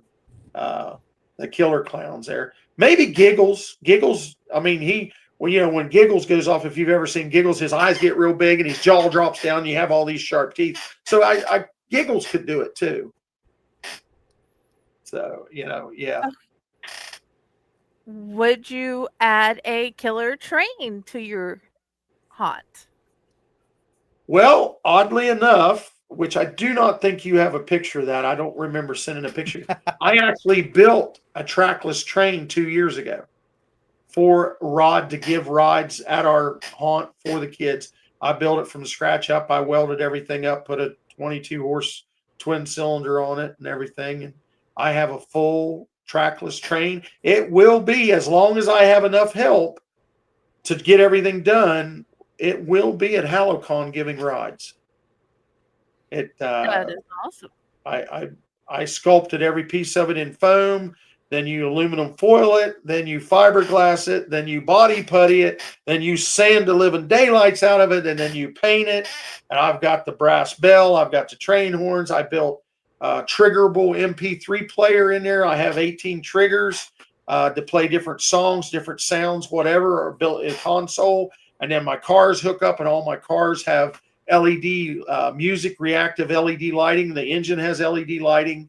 I have ground effects lighting on the cars and everything. It's all controlled from the engine and everything. Wow. Okay. That's a lot of work. Again, that's my winter projects. The engine alone, I have 786 hours in. And my wife would come out and say, "Are you all right?" Because I'd go out at 6 a.m. to do the feeding at the farm, go to the building. I have a refrigerator, and I get fixated on it, start working on it. And she'd come out at midnight. "Are you okay?" "Well, yeah, why?" "Well, I haven't seen you since you went out of the house this morning." Been there, done that. Yeah. Hey, if it's something you love, you'll never work a day in your life. Right? What is your favorite character that you've built at your haunt? That's going to be my Frankenstein, my photo op Frankenstein. Because again, I'm Frankenstein through and through. I mean, but my Frankenstein, the one I built. I mean, for all the props that I have, all the money that I have and stuff, and even like my rodeo clown, which I love dearly, and it's actually sitting in the other room. My wife made me turn all my props off in here because I leave them on year round, and when you walk through, they go off and stuff up to my office. I've got noise makers right here on the wall, and of course, but that's going to be hands down. That's going to be my Frankenstein that I built. Okay. Because I'm a contractor, so I build with my hands. And like I told you, anything that I build for myself, and if somebody likes it, pride goeth before the fall. But I get such a rush out of somebody enjoying something that I built. Right. And then if I get to scare you with it too, it's just that much better. Okay. Yeah. His last question was kind of weirdly off topic, but it's his favorite action figure right now. Which was your favorite Batman movie? Oh, I guess love his questions. Here's the odd thing about that, and I'll bring this up really quickly. I literally had a vendor or a guy contact me today for Hallicon wanting to come and display his car at our Hallicon. And it was the 1966 Batmobile.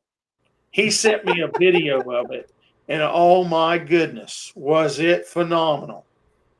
And Dante has one in a Hot Wheel. just had to tell him, as much as I loved it, it just didn't tie in with, that's more of a Comic Con than a Hallicon. We're haunt and Halloween related. Plus, we got all the hearse. We are going to have hearses and limousines there. Ecto 1. The actual Ghostbusters car is going to be there. The ambulance, hearse, whatever you want to call it. It will be there. And I'll tell you why. He has multiple movies where Batman fought scary characters that were like from horror movies. Yeah, so he doesn't see why it wouldn't work. So he has Batman. Yeah, I get that, but I'm not saying that you can't do what you want. I'm just saying I understand that. I understand that, but I just kind of.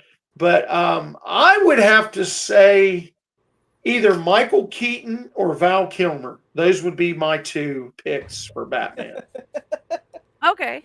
That would be my two picks. Because I think both of them did a really good job. Obviously, Michael Keaton and then Val Kilmer too.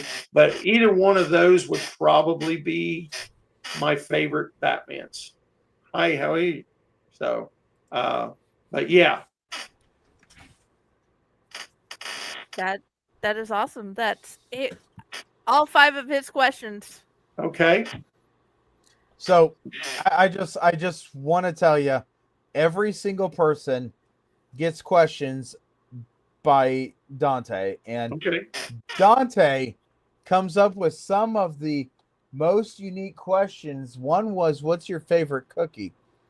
And that let that actor just absolutely, and I told him, I said, hey, just so you know, you got to think on the fly sometimes in the haunt industry. And I mean, as much as I do, when people come through, they will say things to see if they can get your actors to get skipped off the beat. Right. Yep.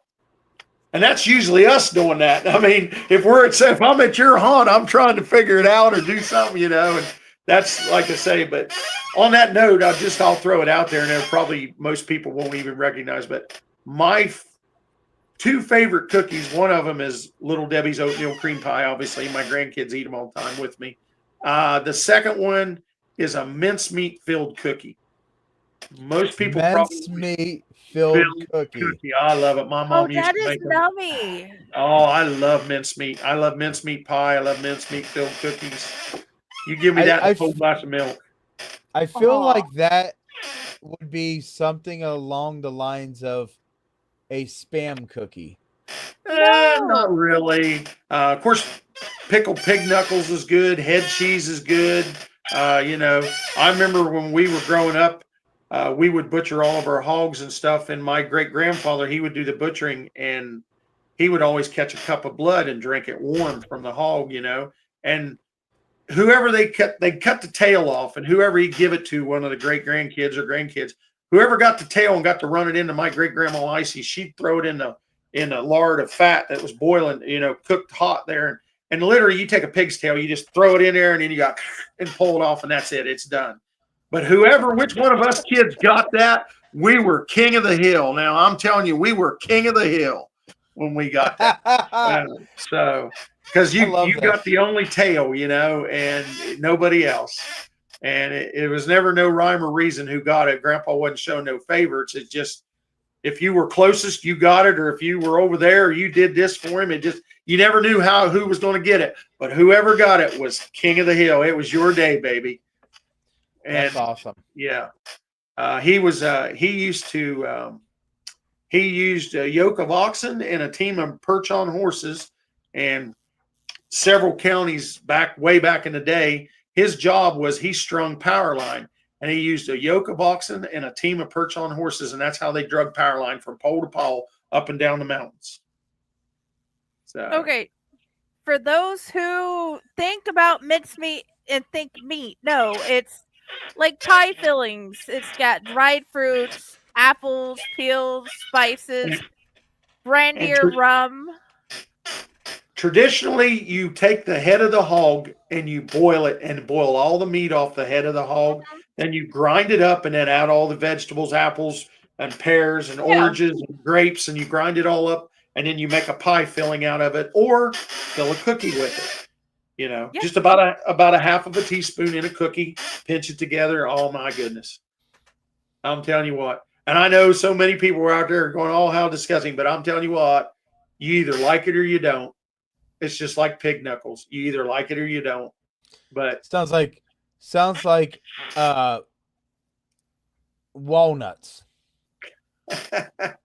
It really does. It sounds like chestnuts. That's what it is. Yeah. Roasted chestnuts. You're gonna like them or you're gonna hate them. There's no leadway ground with that stuff.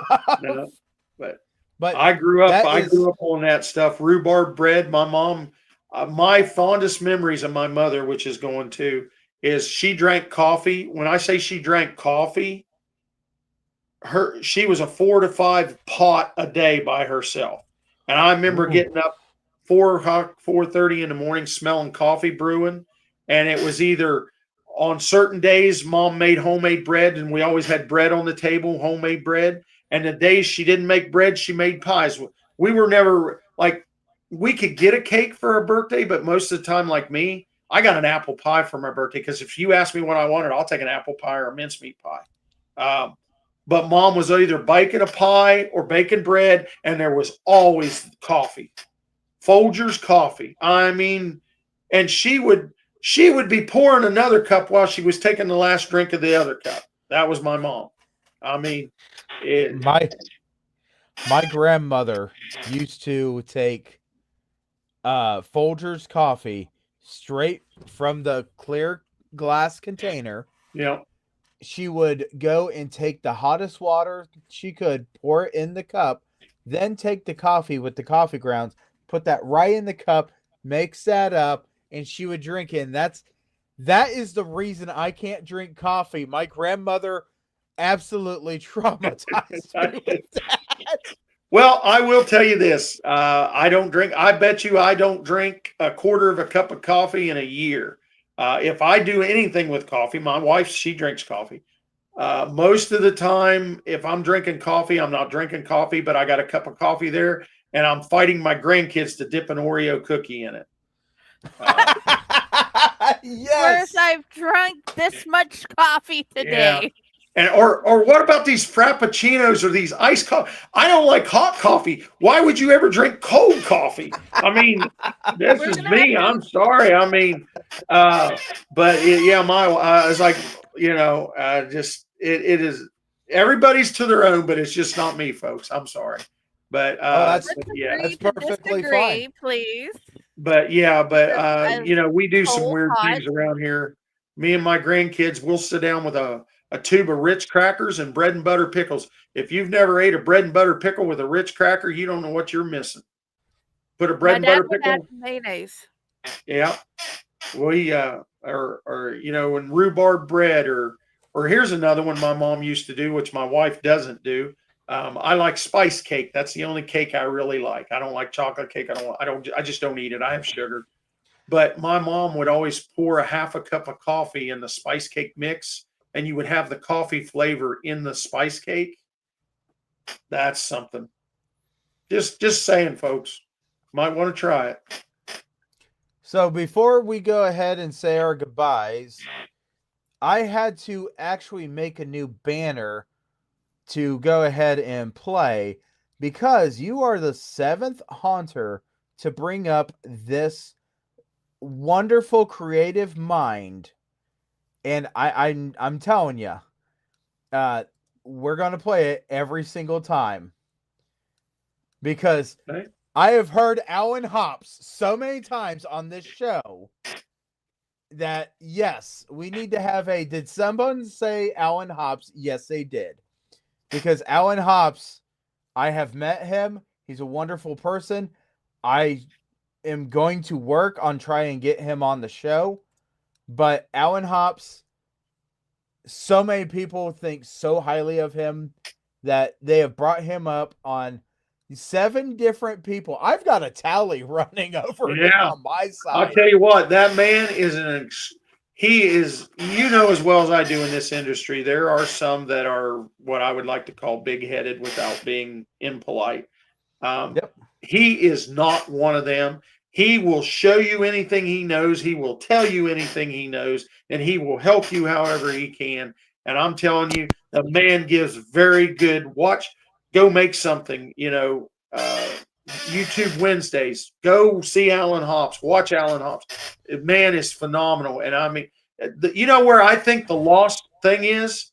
I think that Loctite foam should be working with Alan Hops. The way that man uses that foam and as much as he pushes that foam, he should be their number one spokesperson for Loctite foam.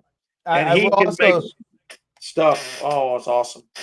I will also say that Alan Hops, if you guys have never heard Alan Hops, you need to go back through our shows because I have had home haunters, I've had professional haunters, I've had every type of haunter bring up Alan Hops. We've had people on the show that now help and work with Alan Hops. I've met him at conventions. That man is a very busy man. And I'm kind of figuring out how to get a hold of Alan Hops by going through a second person. Right. But Alan Hops actually has a whole weekend or a week that you can actually go and learn underneath Alan. And yes, he pay the money. He has the monster. He has the monster classes. He has the basic introductory monster class, and then he has the advanced class. And I'm telling you what, he has multiple classes all year long. And I'm telling you what, I have talked about it several times about going out there, but not only do I have to take the time to do it, it's being that I have multiple businesses, it makes it very difficult. But the man is phenomenal, and he's very nice. I know one of his managers out at his haunt and everything. So he's he's a super guy. Very nice. Very nice. So hopefully one of these times we can find maybe perhaps an hour of Alan Hops's time, because his time is very precious. Very valuable. Yes, he is very busy. Yes. And I would like to have him come on the show and just, go through and pick his mind just a little bit, because it is a very creative and wonderful mind. Yeah, well, I would say you do, if they Google or go to YouTube and go to Still Be Studios, Alan Hops. Yep. That man will impart so much wisdom on you just through his videos. It is amazing. Yep. Even clear back through. He does a phenomenal job. And he doesn't mind answering questions. He actually does live ones too. Yeah, I'm sure you know that, where he does actual live ones too, like this, and he just wants everybody to have fun, just like the rest of us. Right. That's what we're here for, right? That's what we should be here for. Some aren't, unfortunately. Well, Bill, thank you very much for coming on the show. Hey, it's guys, been an absolute delight. Yeah, thank you very much. Again, I would like to say Hallicon Expo, August 16th, 2025, Mineral Wells, West Virginia. Look us up. You can Google Hallicon Expo. You can look up Hallow Haunts on TikTok, Hallow Haunts on YouTube. Take a look at us. And Dante, I make all kinds of props on my TikTok page. So if you really want to look, you'll see where I built some clowns this winter and a very gruesome scarecrow and a bunch of other stuff. So, but thank you very much. Thank you for the time, and awesome. Thank you very much. I loved every video you made. Well, thank you. I appreciate it. I know I'm not very professional at it, but I'm just doing what I do. Well, you don't always have to be the number one professional to do something. It's all about you enjoying it and you wanting to show your artistic talents to other people.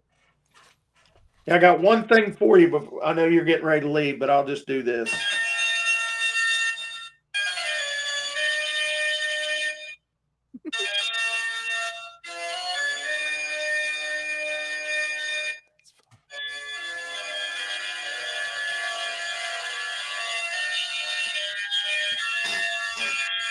Boy, he's not joking. He's got buttons all over.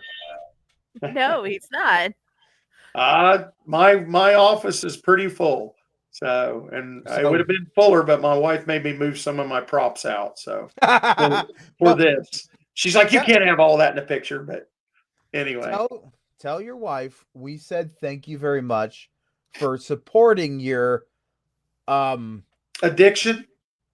I was thinking of my hobby. Well, my kids tell me I have an affliction for it, and I just tell them, no, I'm trying to spend your inheritance. So. That's great. All right. Well, thank you very much. Thanks again, guys. Have a good evening. Absolutely.